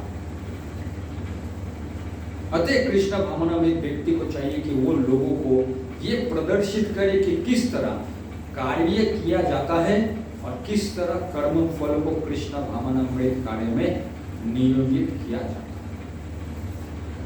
तो काम कर रहा है तो वो परिवार को चला रहा है, पैसा कमा रहा है, तो परिवार चल रहा है, तो परिवार में लोग जो है कृष्ण भक्ति में आ रहा है तो भक्त का ही वो सहायता कर रहा है। तो ऐसे वो दूसरे लोगों को शिक्षा देने के लिए वो काम कर रहा है, खुद का भोग करने के लिए। इसीलिए बिजनेसमैन दूसरे बिजनेसमैन को क्या करेगा, प्रदर्शित करेगा। अच्छा, आपका भी घर में है, आपका ये बिजनेस है, आपका भी घर है, आप भक्ति भी कर रहा है, आप भी कर सकते हैं। तो दूसरे को प्रदर्शित करने के लिए हम लोग को क्या करना पड़ता है, काम। और कोई दूसरा मतलब नहीं। क्योंकि और अगर मैं यहाँ से निकल जाऊंगा, हिमालय में चला गया, तो लोगों को गाइड कौन करेगा? जो लोग परिवार वाले हैं, जो बिजनेस कर रहे हैं, नौकरी, उन लोगों को गाइड कौन करेगा? तो कुछ ना कुछ को तो गाइड करना पड़ेगा। तो कृष्ण शक्ति दे रहा है। ऐसे धीरे धीरे हम अनासक्त होकर काम करेंगे, हम भक्ति में आगे बढ़ रहे हैं। और दूसरे परिवार लोग हैं, उन लोगों को, दूसरे जो लोग बिजनेसमैन हैं, दूसरे जो नौकरी करने वाले हैं, वो लोग भी परेशान हैं, उन लोगों को गाइड करने के लिए मैं उनका गाइड बन गया। तो पहले मैं समर्थ बन गया, अपने आप को मैं उस स्तर पे लेके आया, समर्थवान। फिर मैं गाइड करने के लिए समर्थ। विद्वान व्यक्ति को चाहिए कि वे स्वकाम कर्म में आसक्त अज्ञानी पुरुष को कर्म करने से रोके नहीं, ताकि उनके मन विचलित ना हो। तो वो स्वकाम काम में फंस गया, फल का प्रति आसक्त है, उसको अगर बोलूंगा का काम करना बंद कर दो, उसको पागल हो जाएगा। क्योंकि आसक्ति में फंसा हुआ, उसको बोलेगा काम मत करो, वो बोलेगा अरे डिस्टर्ब हो जाएगा। अपितु भक्ति भाव से कर्म करते हुए वह उन्हें सभी प्रकार के कार्यों में लगाए, जिसमें कृष्ण भावनामृत का क्रमिक विकास हो। ठीक है, आप काम कीजिए, काम कीजिए, काम कीजिए, काम कीजिए। बोले ठीक है, 1 माला कीजिए, 2 माला कीजिए, काम कीजिए, काम को रोकिए मत, घर परिवार सब चलाइए। धीरे धीरे उसको जो ये दूसरे चीजों में जो उसका मन फंसा हुआ था, वही चीज को उसको कृष्ण भक्ति में लगाना। तो ये है क्रमिक क्रम। विद्वान व्यक्ति को चाहिए, इसलिए आप लोग जब भक्ति शास्त्र पढ़ रहे हैं, धीरे धीरे आप लोग विद्वान व्यक्ति बन रहे हैं। अभी दूसरे लोगों को आप उस हिसाब से गाइड करें, दूसरे व्यक्ति को आप शिक्षा देंगे, दूसरे व्यक्ति को आप लोग धीरे धीरे भक्ति में प्रगति करवाएंगे। तो ये इसलिए कृष्णा या प्रभुपाद जी क्या बोले, सारे अनुष्ठान, सारे यज्ञ, कृत्य तथा वेदों में भौतिक कार्य के लिए जो भी निर्देश है, उन्हें सबों समेत सारे वस्तुओं कृष्ण को जानने के निमित्त हो जाए हमारे जीवन के चरम लक्ष्य है। लेकिन क्योंकि बद्धचित्त इंद्रिय तृप्ति के अतिरिक्त और कुछ नहीं जानते हैं, अतः वो वेदों का अध्ययन इसी दृष्टि से करते हैं। वेद क्यों वो लोग बात करते हैं, यहाँ से मुझे और इंद्रिय तृप्ति का क्या क्या लिखा हुआ है, और भोग कैसे कर पाए, और मुझे समृद्धि कैसे हो, कौन सा किताब में दिया हुआ, कहाँ पर पूजा करना है, इसमें वो मन घुसता अतिरिक्त है। इंद्रिय तृप्ति के क्या हो, पूरा अतिरिक्त इंद्रिय तृप्ति करता है। किंतु स्वकाम कर्म तथा वैदिक अनुष्ठान के द्वारा नियमित इंद्रिय तृप्ति के माध्यम से मनुष्य धीरे धीरे कृष्ण भावनामृत को प्राप्त होता है। अतः कृष्ण भावनामृत में स्वरूप सिद्ध जीव को चाहिए कि अन्यों को अपना कार्य करने या समझने में बाधा ना पहुंचवाए, अपितु उन्हें ये प्रदर्शित करे कि किस प्रकार सारे कर्म फल को कृष्ण की सेवा में समर्पित किया जा सकता है। तो ये अपना बुद्धि, कृष्ण भावनामृत व्यक्ति जो है अपना बुद्धि से धीरे धीरे वो व्यक्ति को क्या करता है, कृष्ण का प्रति लेके आता है। धीरे धीरे, एक समय लगता है, एक झटका में लेके आएंगे तो उसका डिस्टर्ब हो जाएगा। कृष्ण भावने भावित विद्वान व्यक्ति इस तरह कार्य कर सकता है कि इंद्रिय तृप्ति के लिए कर्म करने वाले अज्ञानी पुरुष ये सीख लेगी किस तरह कार्य करना चाहिए और आचरण करना चाहिए। यद्यपि अज्ञानी पुरुष को उसके कार्य में छोड़ना ठीक नहीं होगा, परंतु यदि वो रंच भर भी कृष्ण भावने भावित हो तो वे वैदिक विधियों की परवाह न करते हुए सीधे भगवान की सेवा में लग सकता है। तभी क्या वेद का पालन करेंगे, मतलब अभी जैसे कि गणेश पूजा हो रहा है, गणेश पूजा करेंगे, फिर कार्तिक पूजा करेंगे, फिर ये पूजा, फिर चूड़ा, इतना करोड़ों देव देवी का उसका पूजा करते करते कृष्ण भक्ति में कब आएगा, वो कितना जन्म निकल जाएगा। इसलिए जो कृष्ण भावना में व्यक्ति किया वो अपना बुद्धि से धीरे धीरे वो कृष्ण का तरफ डायरेक्ट लेके आता है, ताकि उसका उतना जन्म का जो रास्ता को वो क्या कर देता है, छोटा कर देता है, इतना समय लग जाएगा। तो ये अपना बुद्धि से, ऐसे भाग्यशाली व्यक्ति को वैदिक अनुष्ठान करने की आवश्यकता नहीं रहती, क्योंकि प्रत्यक्ष कृष्ण भावना मृत के द्वारा उसे वे सारे फल प्राप्त हो जाते हैं जो उसे अपने कर्तव्य के पालन करने से प्राप्त होते हैं। तो वेद कहाँ से आया है? कृष्ण से। तो वो पहले हम लोग श्लोक में देखा कृष्ण से आया है। तो हम लोग कृष्ण भावनामृत जो डायरेक्ट कृष्ण का पास है, मतलब ऐसे कोई चैनल से नहीं आके डायरेक्ट आ रहा। तो हम लोग अभी कृष्ण भावना भावित परिस्थिति में आए तो लोगों को धीरे धीरे हम लोग को क्या करना है, ठीक है आप काम कीजिए, ये करना ठीक है कीजिए, अलग अलग पूजा पाठ कर रखे जी, ठीक है कोई प्रॉब्लम नहीं। अभी उसको धीरे धीरे करके जैसे कृष्ण का तरफ लेकर आए, वो विद्वान व्यक्ति का अपना बुद्धि का परिकल्पना है। समझ में आया? ये थोड़ा समय वाला है, क्रम विकास, एक झटके में नहीं बोला, धीरे धीरे। ये कृष्ण ही बोल रहा श्लोक। प्रकृति क्रिया मानने गुणे कर्मणि सर्वसा अहंकार विमूढ़ात्मा करता हमति मन्नते। ये हम लोगों का शायद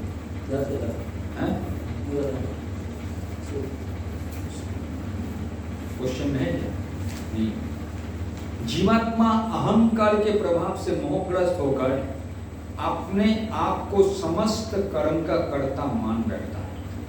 एक ही समस्या, मेरा अहंकार है, मैं सोच रहा हूँ मैं ही काम कर रहा हूँ, जबकि वास्तव में वो प्रकृति के 3 गुणों द्वारा संपन्न किए जाते हैं। ये समझने वाला बहुत इंटरेस्टिंग है। हम लोग इस भौतिक जगत में, भौतिक जगत 3 गुण, अभी ये घर में बैठे हुए हैं, ये घर में देखिए 3 गुण फैला हुआ, लेकिन हम लोग कृष्ण भावना भावित है तो 3 गुण का उतना प्रभाव नहीं पड़ेगा जब तक हम कृष्ण में मन लगाया हुआ। और ये गुण है पूरा आसपास का जो जितना भी घर है, रास्ता है, गाड़ी जा रहा है, ये 3 गुण चला रहा है। सत्वगुण, रजगुण, तमगुण का मिश्रण चला रहा है। जैसे जैसे हम लोग जो जो गुण में अपने आप को घुसा के रखे हैं, उस हिसाब से हम लोगों का स्वभाव गुण बना, वैसे हम लोग कार्यकलाप कर रहा है। और वही ये दुनिया चल रही है, 3 गुणों का दुनिया। अगला बिल्डिंग, बाजू वाला बिल्डिंग, ऊपर का बिल्डिंग, नीचे का बिल्डिंग, ये सामने वाला रास्ता कोई व्यक्ति जा रहा है, सब तीनों गुणों का प्रभावित से कार्यकलाप कर रहा है। लेकिन जीवात्मा अहंकार से क्या सोचता है, मैं ही कर रहा हूँ, मैं नहीं कर रहा हूँ, मैं इसमें घुसा हूँ, मैं इसमें घुसा हूँ, मैं काम नहीं कर रहा।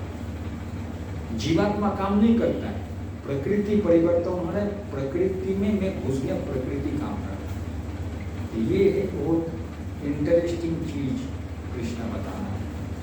वास्तविक में आत्मा नहीं काम करता है, आत्मा इस फील्ड में घुस गया, फील्ड काम कर रहा है। हॉस्पिटल में पेशेंट मर गया है, डॉक्टर ने चेक ऑपरेशन किया, पेशेंट मर गया, लोग गाली देते डॉक्टर। मेरा इच्छा था मैं डॉक्टर बनूंगा, किसका इच्छा था? मेरा इच्छा। तब मैं डॉक्टर बना, मैं हॉस्पिटल में घुसा। और कोई व्यक्ति पेशेंट बन गया है, पेशेंट क्यों बना? वो व्यक्ति पेशेंट क्यों बना है? कुछ बीमारी क्यों हुआ? कर्म फल क्यों मिला उसको? कर्म किया हुआ कैसा कर्म किया है? बुरा कर्म किया तो उसको इतना इंद्रिय तृप्ति किया तो उसका कर्म का फल में उसको बीमारी हुआ। इसीलिए वो अपना बीमारी को ठीक करने के लिए अस्पताल आया। और एक व्यक्ति इच्छा कर रहा है मैं डॉक्टर बनना चाहता हूँ, तो डॉक्टर में बना तो मैं हॉस्पिटल में घुसा। वो गुण चल रहे हॉस्पिटल के गुण का प्रभाव है। डॉक्टर बना वो भी गुण। मैं चेक किया पेशेंट मर गया। मर गया मतलब पेशेंट मरा, पेशेंट मरा, आत्मा का क्या हुआ? दूसरा शरीर प्राप्त होगा। शरीर मरा। शरीर क्या चीज से बना हुआ है? 5 तत्व से, 5 तत्व में चला जाएगा। लेकिन मैं क्या सोच रहा हूँ, मेरे कारण पेशेंट मर गया। लोग सोच रहे हैं डॉक्टर का कारण पेशेंट मर गया। लेकिन जो आध्यात्मिक चेतना में है वो सोचेगा कारण किसका क्या है। ये डॉक्टर बनना चाह रहा, और वो पाप कर्म चक्कर में उसको बीमारी हुआ, ऐसा है।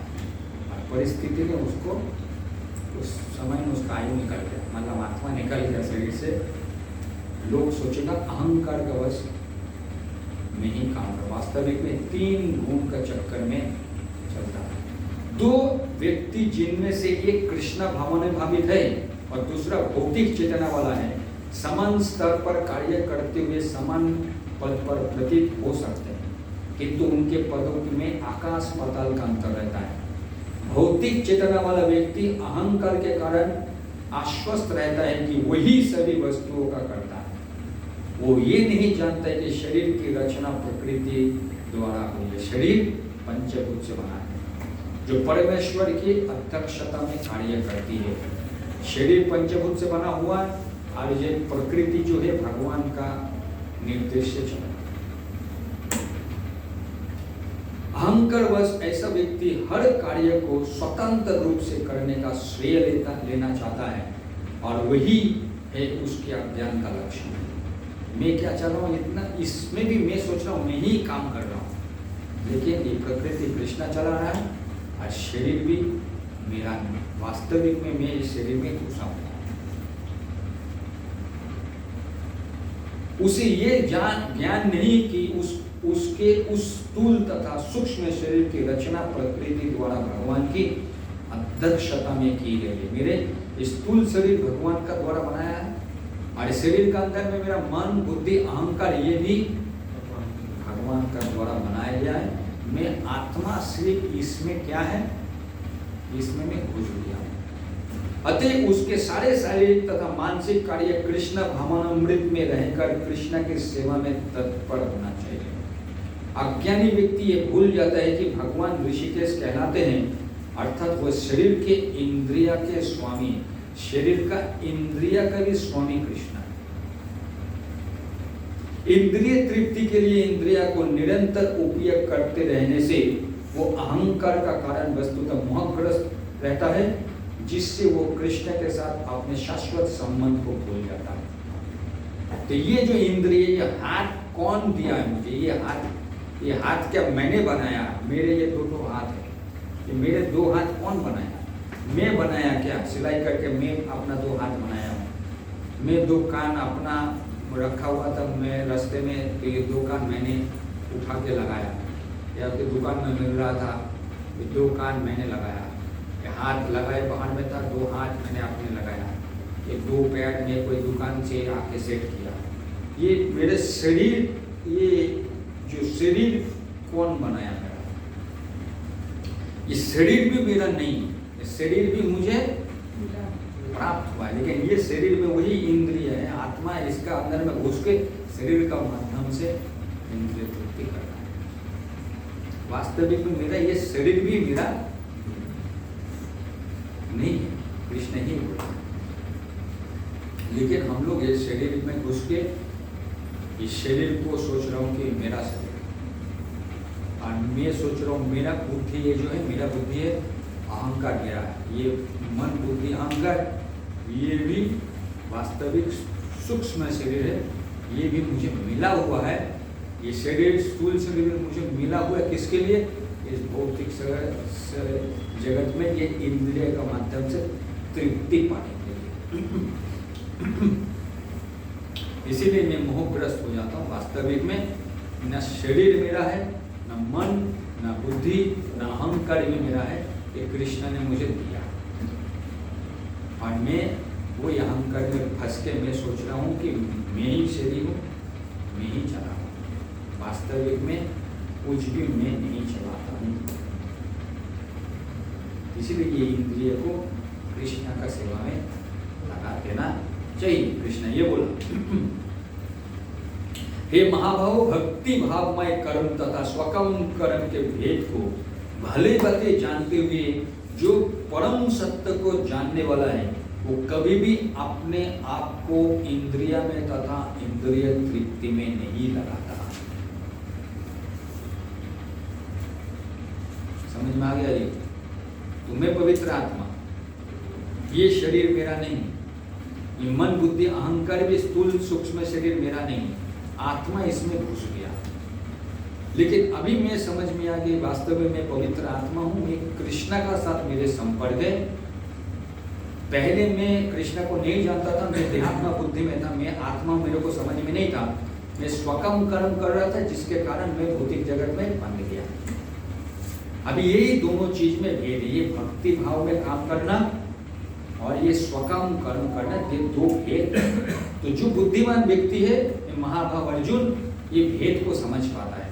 एक व्यक्ति आत्मा साक्षात्कार के लिए प्रयास कर समझ में आ गया मैं आत्मा हूँ, मैं शरीर नहीं हूँ, और एक व्यक्ति आत्मा को साक्षात्कार कर नहीं हुआ, समझ में आ रहा है कि मैं शरीर हूँ और शरीर है, मैं शरीर का इंद्रिय तृप्ति भोग करना चाहता हूँ। वो स्वकर्म करके उसका फल पाके वो भोग करने का प्रयास करता है। और एक व्यक्ति समझ में आ गया पवित्र आत्मा हूँ, मैं शरीर नहीं हूँ, मेरे साथ वास्तविक में कृष्ण का संपर्क है। और ये भौतिक शरीर भी कृष्ण ने दिया है, स्थूल शरीर भी कृष्ण ने दिया, सूक्ष्म शरीर भी कृष्ण ने, तीन प्रकृति कृष्ण चला रहा है। तब ये जानते हुए वो कृष्ण का सेवा में लगता है और वो व्यक्ति अपना इंद्रिय तथा इंद्रिय तृप्ति में नहीं लगता। तो ये समझने वाला चीज अर्जुन को कृष्ण बता रहा है। समझ में आया?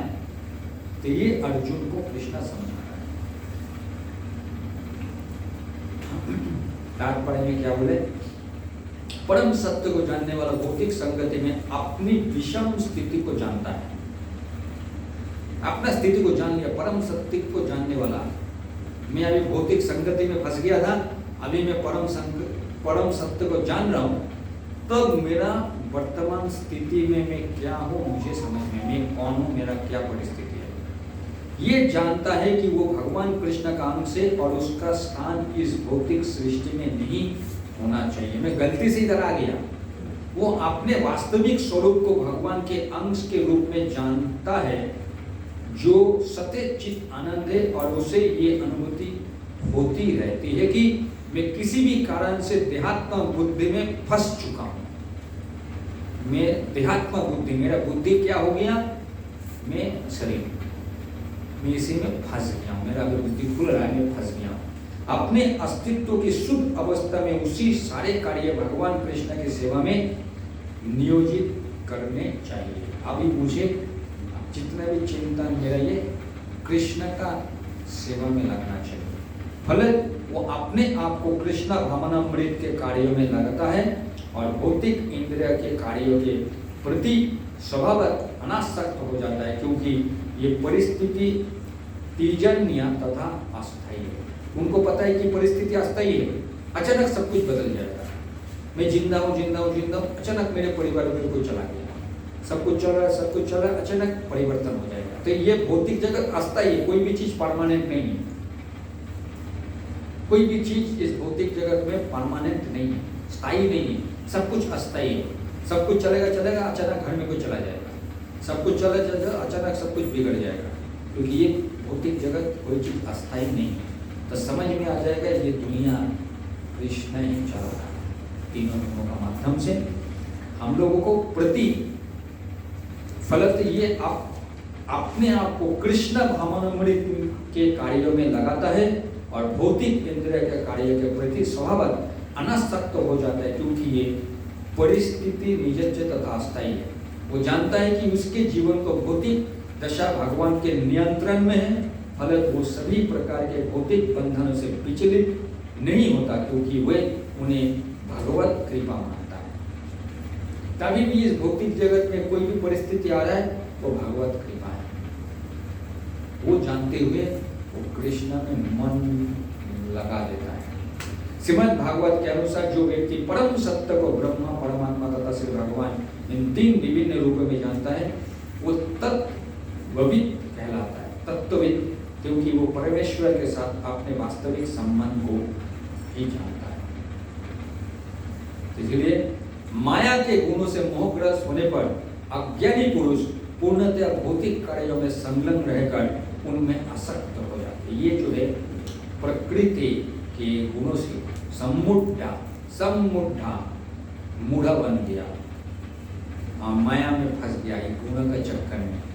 अज्ञानी पुरुष भौतिक कार्य में संलग्न रहकर उनमें आसक्त हो जाते हैं हम लोग। यद्यपि उनके ये कार्य उन पे ज्ञान भाव के कारण अधम होते, उन्हें ज्ञान नहीं है कि वो आत्मा ज्ञान नहीं है, किंतु ज्ञानी को चाहिए कि उन्हें विचलित ना करे, उनको विचलित नहीं करना चाहिए।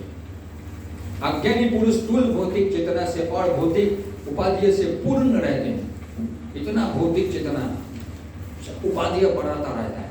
ये शरीर प्रकृति के देन है, और जो व्यक्ति शारीरिक चेतना में अत्यधिक आसक्त होता है वो मंद अर्थात आलसी कहा जाता है। अज्ञानी मनुष्य शरीर के आत्मा स्वरूप मानते हैं, शरीर को ही जानता है कि मैं ही शरीर हूँ। वो अन्य के साथ शारीरिक संबंध बंधुत्व मानते हैं। जिस देश में ये शरीर प्राप्त हुआ उसे वो पूज्य मानते हैं। मैं भारतीय हूँ, मैं सोचता हूँ मैं भारतीय नहीं हूँ वास्तविक, इसमें मेरा जन्म हुआ, और वो धार्मिक अनुष्ठान के औपचारिकताओं को ही अपना लक्ष्य मानते हैं।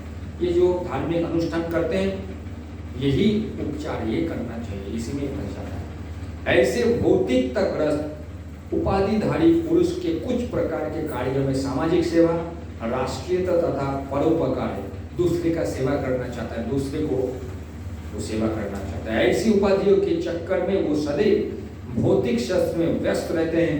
उनके लिए आध्यात्मिक बोध मिथ्या है, अतः वो इसमें रुचि नहीं लेते। किंतु जो लोग आध्यात्मिक जीवन में जागरूक है उन्हें चाहिए कि इस तरह भौतिकता में मग्न व्यक्तियों को विचलित ना करें। अच्छा तो यही होगा कि वो शांत भाव से अपने आध्यात्मिक कार्यों को करें। ऐसे मोहग्रस्त व्यक्ति अहिंसा जैसे जीवन के भूल होते दैनिक सिद्धांत तथा उसके प्रकार इसी प्रकार के परोपकार के कार्य में लगे हो सकते हैं। मतलब दूसरे का परोपकार वो लोग करता है। कुछ धर्म कार्य, अरे मैं तो पूजा पाठ करता हूँ, ये सब करता हूँ, तो इसीलिए क्या है वो लोग दूसरे का भला करता है। दूसरे का भला क्या करेगा? आदमी खाना खिलाते हैं, किसी को खाना खिलाया, कपड़ा दिया, बस वो लोग गरीब है। उसका गरीब क्या है? वास्तविक में वो आत्मा स्तर, खुद आत्मा स्तर पे नहीं आया, उसको भी आत्मा स्तर पे नहीं जान पा रहा है, इसलिए वो सोच रहा है कि इन लोगों को मैं देखभाल करूँ। उसका देखभाल तो स्वयं कृष्णा कर ही रहा है, अलग से मैं क्या उनका हेल्प करूँ। जो लोग अज्ञानी व कृष्ण भावनामृत के कार्यों का समझ नहीं पाते, अतः भगवान कृष्ण हमें उपदेश देते हैं कि ऐसे लोगों को विचलित ना किया जाए और व्यर्थ ही मूल्यवान समय नष्ट ना किया जाए। किंतु भगवान से भी अधिक दयालु होते हैं, क्योंकि वो भगवान के अभिप्राय को समझते हैं। भगवान सोच चाहते हैं कि ये लोग मेरे पास आए, लेकिन ये आना नहीं चाह रहा है। लेकिन भगवत भक्त क्या है? कृष्णा से भी एक रास्ते आगे जाते, एक कदम आगे। फलत वो सभी प्रकार के संकट झेलते हैं, यहाँ तक कि वो इन अज्ञानी पुरुष के पास जाकर उन्हें कृष्ण भावनामृत के कार्य से प्रवृत्त करने का प्रयास करते हैं, जो मानव के लिए परम आवश्यक है। झुकी लेता है, कष्ट लेता है, अरे ये तो फिर से जन्म लेगा, बंधन में फंसा हुआ है, मैं प्रयास करता हूँ ताकि ये भक्ति में आए। कृष्ण भी उतना ठीक है, नहीं आना चाहता है तो क्या दोबारा जन्म, लेकिन भक्त बोला इतना लेट क्यों करेगा? इसी जन्म में उसको भक्त माना। इसमें क्या भक्त और प्रयास में लगा। लेकिन बाकी धार्मिक लोग जो है, लोग बोलेगा कि वो धर्मपरायण है, पूजा पाठ कर रहा है, इसको दान, इसके ये स्कूल ये सब खुल रहा है, लेकिन वास्तविक में वो भौतिक जगत में ही तो फंसा, वो खुद फंसा हुआ, दूसरे व्यक्ति जो भौतिक जगत में फंसा हुआ, जन्म चक्कर में फंसा रहेगा और क्या करेगा। मयि सर्वाणि कर्माणि संयस्य अध्यात्म चेतसा निराशी निर्ममो भूत्वा युद्धस्य विगड़ज्वला। हे अर्जुन, अपने सारे कार्यों को मुझ में समर्पित करके मेरे पूर्ण ज्ञान से युक्त होकर लाभ की आकांक्षा से रहित, स्वामित्व के किसी दाव के बिना तथा आलस्य से रहित होकर युद्ध करो। मेरे ये सारे कार्य मुझे समर्पित करो। कृष्ण ये चाहते हैं। ये श्लोक भगवत गीता का प्रयोजन के स्पष्टता इंगित करने वाला है। भगवान की शिक्षा है कि स्वधर्म पालन के लिए सैन्य अनुशासन के सदैव पूर्णतः कृष्ण भावना भावित होना आवश्यक है। ऐसे आदर्श से कुछ कठिनाई उपस्थित हो सकती है, फिर भी कृष्ण के आश्रित होकर स्वधर्म का पालन करना ही चाहिए, क्योंकि वे जीव के स्वाभाविक स्थिति है। जीव भगवान के सहयोग के बिना सुखी नहीं हो सकता, क्योंकि जीव की नित्य स्वाभाविक स्थिति ऐसे ही है कि भगवान की इच्छाओं के अधीन रहा जाए। ये हम लोग आनंद नहीं मिलेगा। दूसरे कृष्ण कितना भी प्रयत्न करें, कृष्ण को छोड़ के अगर हम लोग जीवन को आगे बढ़ना चाहते तो हम लोग कभी सुखी नहीं बन सकता है। इसलिए भगवान का जो इच्छा है, उनका इच्छा का अधीन में ही मुझे रहना पड़ेगा, और कोई दूसरे रास्ता का कितना भी कोशिश कीजिए असफल हो जाएगा, सुखी नहीं बनेगा। कृष्ण का जो इच्छा का नीचे में ही हमको रहना पड़ेगा। इसीलिए कृष्ण अर्जुन को बोल रहे हैं, तुम काम करो, मुझ में समर्पित करो और काम करो। लाभ का आकांक्षा मत करो। लाभ किस लिए करो? इस भौतिक जगत में तुमको रहना है तो किस लिए लाभ करो? स्वामित्व, मैं इधर का मैं व्यक्ति हूँ, तुम चला रहा है दुनिया, ये स्वामित्व क्या है? दुनिया तो मेरे से चल रहा है, मेरे स्वामित्व में। तुम क्या चला रहे अर्जुन ये दुनिया? तुम लाभ का आकांक्षा कर रहे हैं। लाभ किस लिए आकांक्षा कर रहा है? एक न एक दिन तुमको शरीर प्राप्त छोड़ना ही पड़ेगा। अब तुमको तो प्रकृति मेरे साथ रहेगा तो ये सब मिलेगा, लेकिन क्या लाभ पाना चाहता है? तुम कुछ लाभ पाना चाहता है? अपना स्वामित्व दिखा रहा है, तुम चला रहेगा दुनिया, तो इसको छोड़ो। मैं जो बोल रहा हूँ मेरा इच्छा का अधीन में रहो। अतः कृष्ण ने अर्जुन को युद्ध करने का इस तरह आदेश दिया मानो भगवान उसके सेना नायक मानो सेना नायक, लेकिन वो मेरे से बुद्धिमान व्यक्ति है। परमेश्वर की इच्छा के लिए मनुष्य को सर्वस्व की बलि करनी होती है, और साथ ही स्वामित्व जताए बिना स्वधर्म का पालन करना होता है। स्वामित्व के लिए तो मैं इस भौतिक जगत में हूँ। अर्जुन को भगवान के आदेश का मात्र पालन करना था, बस जो बोला कृष्ण पालन करो। परमेश्वर समस्त आत्माओं के आत्मा है, अतः जो पूर्णतः परमेश्वर पर आश्रित रहता है वो दूसरे शब्द में जो पूर्णतः कृष्ण भावित है वो आध्यात्म चेतसा कहलाता है। निराशी का अर्थ है स्वामी के आदेश अनुसार कार्य करना, किंतु फल की आशा न करना। कोषाध्यक्ष अपने स्वामी के लिए लाखों रुपया गिन सकता है, किंतु इसमें से वो अपने के लिए एक पैसा भी नहीं चाहता। इसी प्रकार मनुष्य को यह समझना चाहिए कि संसार में किसी व्यक्ति का कुछ भी नहीं है, सारी वस्तुएं परमेश्वर की है। मैं अर्थात मुझ में का वास्तविक तात्पर्य यही है कि यही है। और जब मनुष्य इस प्रकार से कृष्ण भावना भावित में कार्य करता है तो वह किसी वस्तु पर अपने स्वामित्व का दावा नहीं करता। स्वामित्व किस लिए करूं? कोई भी चीज तो मेरा नहीं है, कृष्ण का सब कुछ, कृष्ण का संतुष्ट करूं, कृष्ण देगा हम लोगों को। ये भावना अमृत, क्योंकि कृष्ण क्यों देगा? कृष्ण बोले थे तुम अगर युद्ध में जीतेगा तुम राज्य भोग करेगा। कृष्ण ने बोला था तुम अगर हारेगा तो वे स्वर्ग में जाएगा, जीतेगा राज्य भोग करेगा। कृष्ण बोल रहा है, तो मैं कृष्ण का अनुमोदित कार्यकलाप करूंगा तो कृष्ण मेरे लिए खराब कभी नहीं सोचेगा, मेरे लिए कुछ बंदोबस्त रखा है, आनंद का स्थिति में है।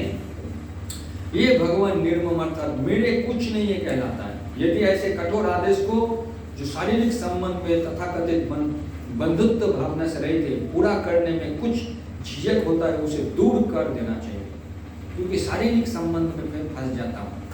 हमको भौतिक शारीरिक संबंध आत्मा स्तर में सोचना चाहिए। इस प्रकार मनुष्य विगत अर्थात ज्वर या आलस्य से रहित हो सकता है। अपने गुण तथा स्थिति के अनुसार प्रत्येक व्यक्ति को विशेष प्रकार का कार्य करना होता है और ऐसे कर्तव्य का पालन कृष्ण भावना भावित होकर किया जा सकता है। इससे मुक्ति का मार्ग प्रशस्त हो जाएगा। अभी देखिए कृष्ण अर्जुन का गुण का मुताबिक अर्जुन क्या है? क्षत्रिय। अभी देखिए हम लोगों का गुण में से कोई कोई बोलेगा मेरे गुण से का मुताबिक मैं बिजनेसमैन, तो ठीक है, बिजनेसमैन में कोई गलती नहीं है, बिजनेस कीजिए, लेकिन कृष्ण भावना भावित होकर बिजनेस करना है। अर्जुन क्षत्रिय है, ठीक है, क्षत्रिय है, कृष्ण भावना भावित होकर आप युद्ध कीजिए। कृष्ण का संतुष्टि करने के लिए करेंगे तो मेरा गुण का भी मेरा सही इस्तेमाल हो जाएगा, मेरा शुद्धिकरण भी हो जाएगा, कृष्ण चिन्मय होके मैं इस भगवान बद्ध परिस्थिति से मैं अपने आप को निकल सकता हूँ, और उसके साथ साथ जितने लोग जो बद्ध जीव है उनका मैं प्रयास करें तो उन लोगों को भी बद्ध अवस्था से मैं निकालवा सकता हूँ। जो व्यक्ति देखिए ये मैं मतादिदम नित्य मनुष्य के मानवा, जो व्यक्ति मेरे आदेशों के अनुसार अपना कर्तव्य करते रहते हैं और ईर्ष्या रहित होकर इस उपदेश का श्रद्धा पूर्वक पालन करते हैं, वो स्वकर्म कर्म के बंधन से मुक्त हो जाते हैं। क्लियर बता दिया। मैं कृष्ण का आदेश मिला, आदेश मिलता है परंपरा का माध्यम से, परंपरा में भक्त लोग हैं तो भक्त लोगों का माध्यम से आदेश आएगा। वो आदेश में ईर्ष्या रहित होकर, क्योंकि मैं भगवत धाम से इधर किस लिए आया? कृष्ण का प्रति ईर्ष्या था, इसीलिए मैं इस भौतिक जगत में आया। अगर वही मैं अभी कृष्ण का आदेश पालन करना ईर्ष्या रहित होकर, अभी मैं समझ गया अभी मुझे ईर्ष्या से मुझे निकालना है, वही अगर श्रद्धा पूर्वक कृष्ण का बातों का पालन करूंगा, वो व्यक्ति स्वकर्म कर्म के बंधन से मुक्त हो जाएगा। तब हम इस भौतिक जगत का बंधन से मुक्त हो जाएंगे। तो ये हम लोगों की ईर्ष्या काटने वाला हमारा कैची क्या? कृष्ण को उपदेश, कृष्ण को उपदेश श्रद्धा पूर्वक। ये सर आप जो बोल रहे हैं मैं तैयार हूँ सेवा करने के लिए, ताकि मेरे ईर्ष्या को क्या किया कर दिया? काट दिया। नहीं मैं नहीं करना चाहता, नहीं सुनना चाहता। इसका मतलब अभी कृष्ण का ऊपर ईर्ष्या है, उनका आदेश को पालन करना नहीं चाहते, तो कृष्ण कभी समय के लिए उसको उस जगह पे थोड़ा सा क्या कर देंगे?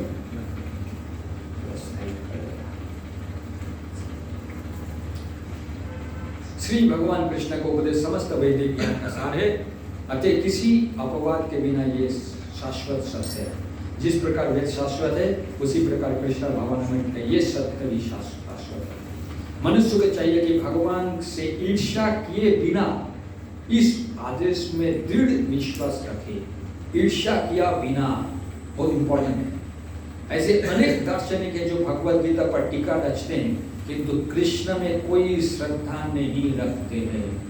वो कभी भी स्वकर्म कर्म के बंधन से मुक्त नहीं हो सकते, क्योंकि उनका कृष्ण के ऊपर कोई श्रद्धा नहीं है।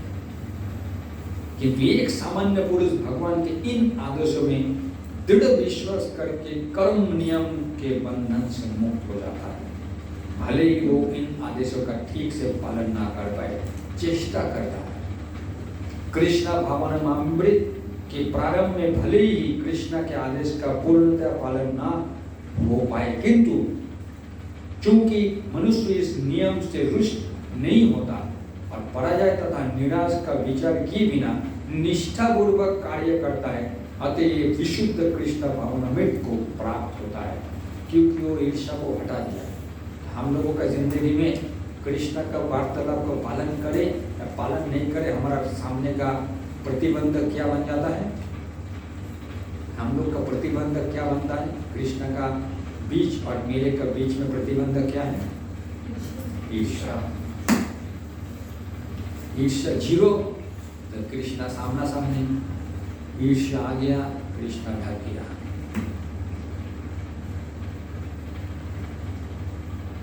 ईर्ष्या है हम लोगों का प्रतिबंधक, इसीलिए कृष्णा ने आदेश दिया। इसका मतलब हमको पूरा श्रद्धा पूर्वक आदेश को क्या करना चाहिए? यही है भगवत गीता का कृष्णा और प्रभुपाद जी बता रहे ये मुख्य काम। बस उसने बोला करो स्वकर्म बंधन से, कर्म से मुक्त। किंतु जो ईर्ष्यावश इन उपदेशों की उपेक्षा करते हैं और इनका पालन नहीं करते, उन्हें समस्त ज्ञान से रहित, दिग्भ्रमित तथा सिद्धि के प्रयासों में नष्ट भ्रष्ट समझना चाहिए। बस यहाँ पर ही कहानी खत्म हो गया। इस व्यक्ति का ईर्ष्या है, ईर्ष्या ने मैंने कृष्ण का बात नहीं मानना चाहता, मेरे बुद्धि बहुत है। भाई तुम्हारा बुद्धि को सलाम, तुम्हारा बुद्धि है मतलब तुम तीनों गुणों में फंस गया है, तुम्हारा अगला जन्म पक्का। कोई अगर श्रद्धा पूर्वक ईर्ष्या को हटा के कृष्ण को चालू किया, फिर भी थोड़ा वो थे ईर्ष्या, वो समय का साथ साथ बोले कि वो साफ हो जाएगा। लेकिन करना चालू किया मतलब वो अपना बंधन से अपने आप को क्या कर रहा है? वो जो बंधन है इस भौतिक जगत का, अपने आप को मुक्त कर रहा है।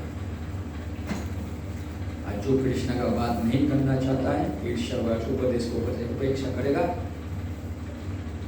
ज्ञान वो सब भौतिक ज्ञान है, उसका कोई वैल्यू नहीं, उसका सिद्धि विद्धि सब कुछ नहीं है।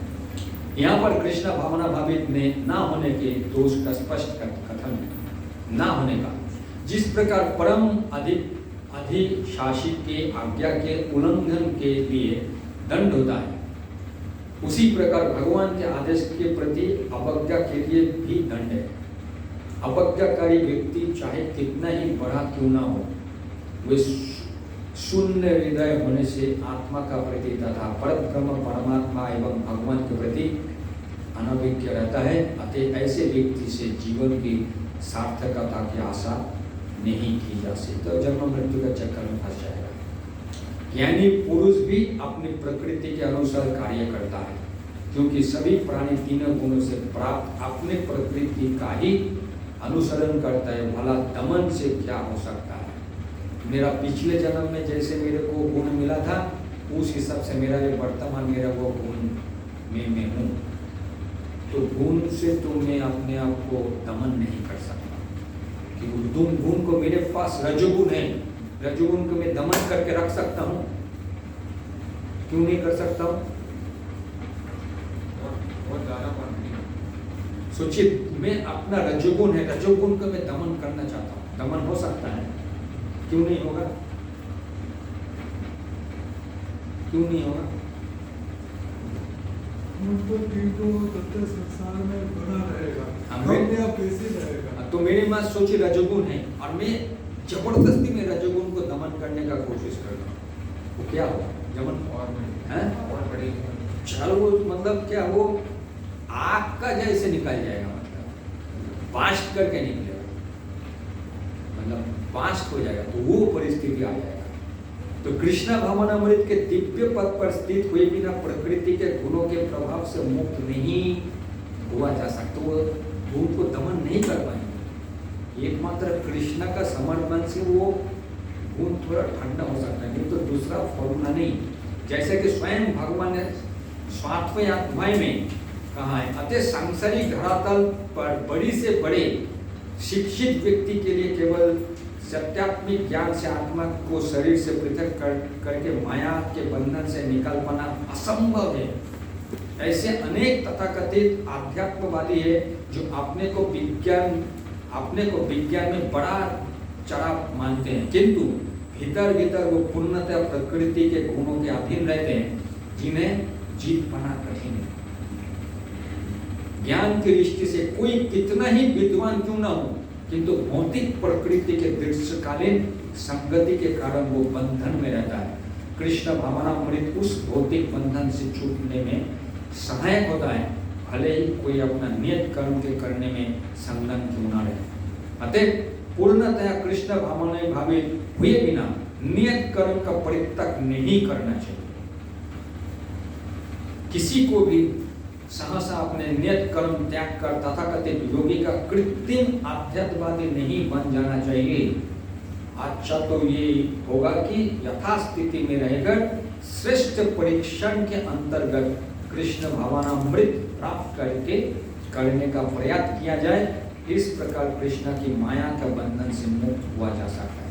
ये झटका से जंप मार के मैं कृष्ण को प्राप्त नहीं कर पाऊंगा, मेरा ये गुण साफ नहीं हुआ, हृदय साफ नहीं हुआ, एक जंप मार में मैं कृष्ण में एकदम डूब जाऊंगा, संभव नहीं है। कृष्ण का प्रति मुझे प्रगति करते रहना है। कृष्ण का जो उपदेश श्रद्धा पूर्वक मुझे पालन करते हुए आगे बढ़ना है। तो मेरा ईर्ष्या खत्म होता रहेगा, मेरा शुद्धिकरण होता रहेगा, बंधन से मुक्त होता रहूंगा, निकल जाऊंगा।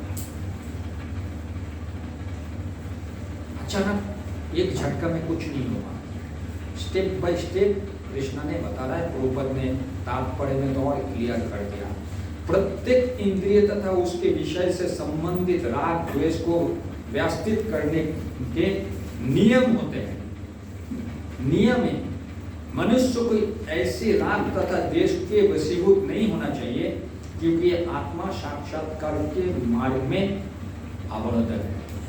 जैसे कि राग द्वेष का जो हम लोग का परिस्थिति है उससे थोड़ा हटना चाहिए। तो हम लोगों को आत्मा साक्षात्कार का, किसी का प्रति राग आया, किसी का प्रति द्वेष आया, तो हम लोगों का क्या भक्ति में बाधा आया। तो धीरे धीरे हम लोगों को, जो लोग कृष्ण भावना भावित है वो स्वभाव से भौतिक इंद्रिय तृप्ति में रत होने के झिझकते हैं, किंतु जो लोग को ऐसे भावना ना हो उन्हें शास्त्र का यम नियम का पालन करना चाहिए। हम लोगों को शास्त्र का नियम पालन करना चाहिए। अनियंत्रित इंद्रिय भोग ही भौतिक बंधन का कारण है, किंतु जो शास्त्र का यम नियम का पालन करता है वह इंद्रिय विषय में नहीं फंसता।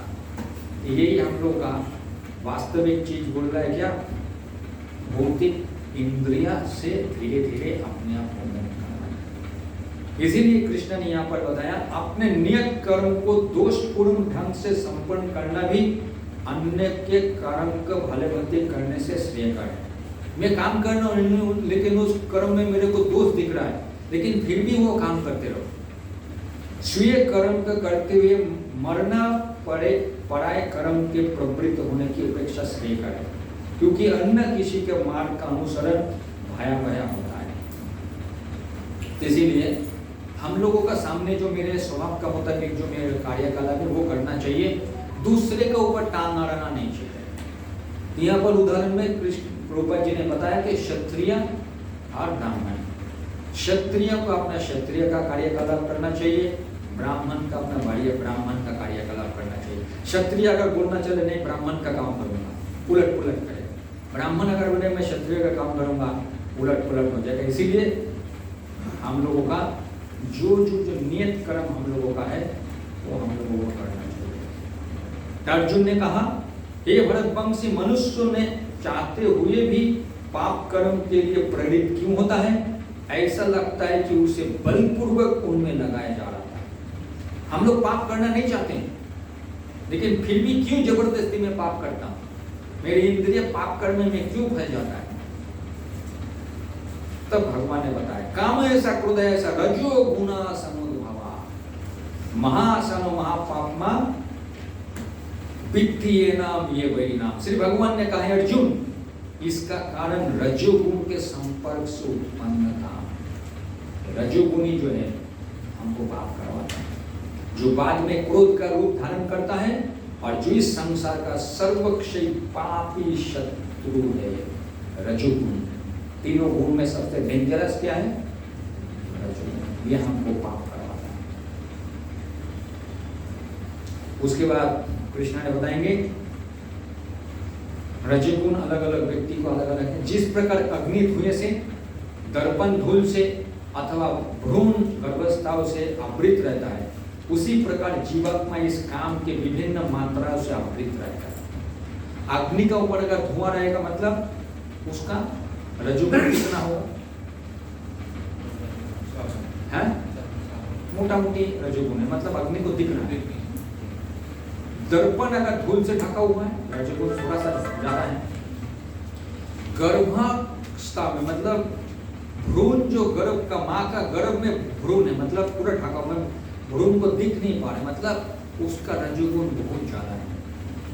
तो किसी का रजोगुण बहुत ज्यादा है, किसी का थोड़ा सा रहता है, किसी का एकदम कम रहता है। जिसका रजोगुण बहुत कम है उसको बहुत जल्दी वो सतोगुण में आ सकता है। जिसका रजोगुण बहुत ज्यादा है उसका तो ये जो उदाहरण दे रहे हैं, 3 तरह का रजोगुण हम लोग फंसे रहते हैं।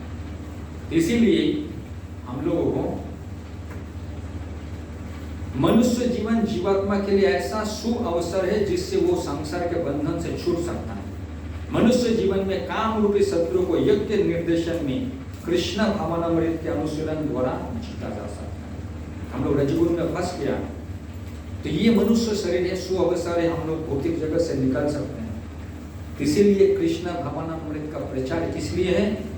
हम लोग अपने आप को रजोगुण से मुक्त कर रहे हैं, इसी के कारण हम पाप में घुस जाते हैं।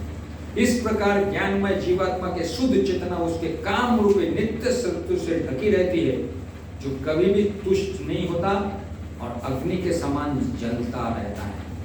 तो मैं शुद्ध आत्मा हूं, ये रजोगुण का प्रभाव में ऐसे आ गया, मतलब घी में, अग्नि में घी डालने जैसा। जितना भी घी डालो बुझता ही नहीं, जितना भी काम वासना बढ़ते ही जाएगा रजोगुण का प्रभाव से, कभी तुष्ट नहीं होगा और जलता रहता है, ठंडा कभी नहीं होता है।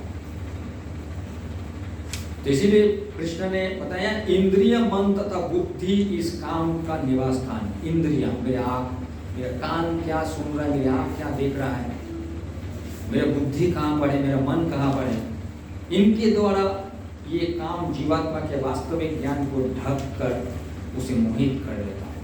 ये जो रजोगुण जो है हम लोग का इंद्रियों को अटैक करता है, मन को अटैक करता है, बुद्धि को अटैक कर देता है और इससे मेरा वास्तविक जो ज्ञान है ढक जाता है। और इसलिए भरतवंशी में श्रेष्ठ प्रारंभ में ही इंद्रिय को वश में करके इस पाप के महान प्रत्येक काम का दमन करो और ज्ञान तथा आत्मा साक्षात्कार का इस विनाशकर्ता का वध करो। तो कृष्ण ने क्या बोले? प्रारंभ में ही, शुरू में ही मेरे को रजोगुण जैसा कोई कार्यकलाप मेरे सामने में आ रहा है, तुरंत कृष्ण क्या बोले? इसको शुरू में ही क्या कर दो, नहीं इसमें भी इंटरेस्ट नहीं है। कोई सिगरेट पीना जा रहा है, मेरे इंटरेस्ट नहीं है।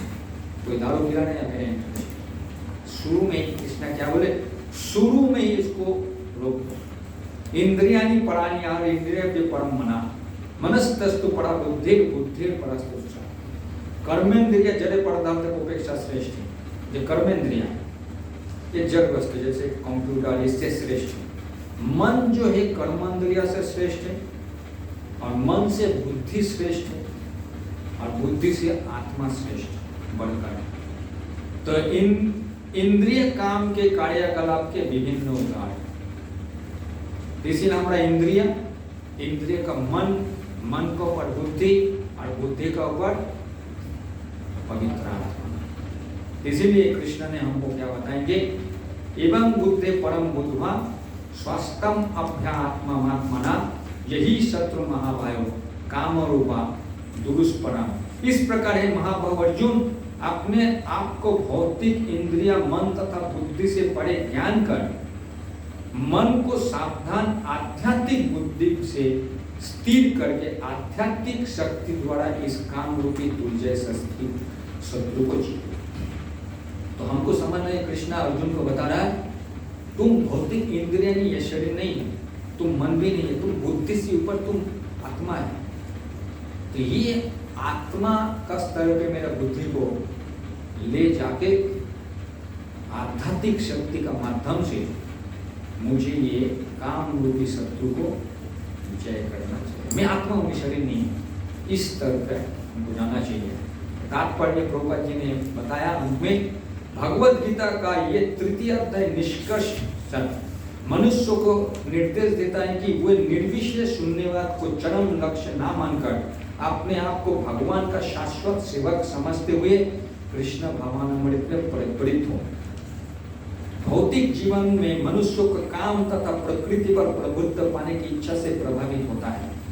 प्रभुत्व तथा इंद्रिय तृप्ति की इच्छाएं बद्ध जीव की परम शत्रु है, किंतु कृष्ण भावनामृत की शक्ति से मनुष्य इंद्रिय, मन तथा बुद्धि पर नियंत्रण रख सकता है। इसके लिए मनुष्य को सहसा अपने नेक कर्म का बंद करने का आवश्यकता नहीं है। अब तो धीरे धीरे बोल रहा है। कृष्ण भावनामृत विकसित करके भौतिक इंद्रिय तथा मन से प्रभावित हुए बिना अपने शुद्ध स्वरूप के प्रति लक्षित स्थिर बुद्धि से दिव्य स्थिति का प्राप्त हो जा सकता है। यही इस अध्याय का सारांश है। स्थिर बुद्धि, दिव्य स्थिति। सांसारिक जीवन की अपरिपक्व अवस्था में दार्शनिक चिंतन तथा यौगिक आसनों के अभ्यास से इंद्रिय को वश में करने के कृत्रिम प्रयासों से आध्यात्मिक जीवन प्राप्त करने में सहायता नहीं मिलती। उससे श्रेष्ठ बुद्धि द्वारा कृष्ण भावनामृत में प्रशिक्षित होना चाहिए। इसीलिए हम लोगों को एक एक स्तर से हम लोगों को आगे बढ़ना है। तभी हम लोगों का शरीर है, इंद्रिय है, मन है, बुद्धि है, लेकिन मैं अभी अपना चेतना थोड़ा सा साफ हुआ है, समझ में आ रहा है कि कृष्ण बोल के कोई व्यक्ति है, और थोड़ा सा साफ हुआ है कृष्ण का कोई उपदेश है, और थोड़ा सा साफ हुआ है कि कृष्ण बोल रहा है कि तुम शरीर नहीं है, तुम आत्मा है। और थोड़ा सा हम लोग का चेतना साफ हुआ है, कृष्ण भक्ति में आके थोड़ा सा आनंद निकला है। तभी मुझे और दृढ़ता से मेरा स्थिति आगे बढ़ाने से कृष्णा की प्रभुपाद जी क्या बोल रहे, धीरे धीरे हम लोगों का प्रगति होगा। एक झटके में, एक दिन का बात नहीं है कि मैं आज भक्ति में आया और मैं आज ही शुद्ध भक्त बन गया। धीरे धीरे मेरा प्रगति समझ में आया। ये जो है हम लोग रोज बुक का भी प्रश्न का उत्तर ये सब में मिल जाएगा। और किसी का कोई प्रश्न है?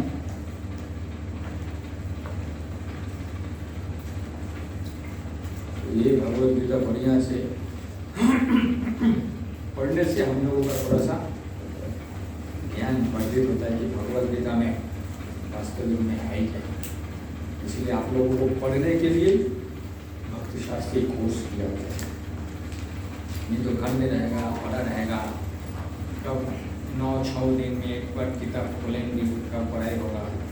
लेकिन अभी क्या है, सिस्टमेटिक पढ़ना है, जानना है, अपना भक्ति को संतुलित बनना है, और अलग अलग जो प्रश्न का उत्तर भी हम लोगों को मिल जाएगा।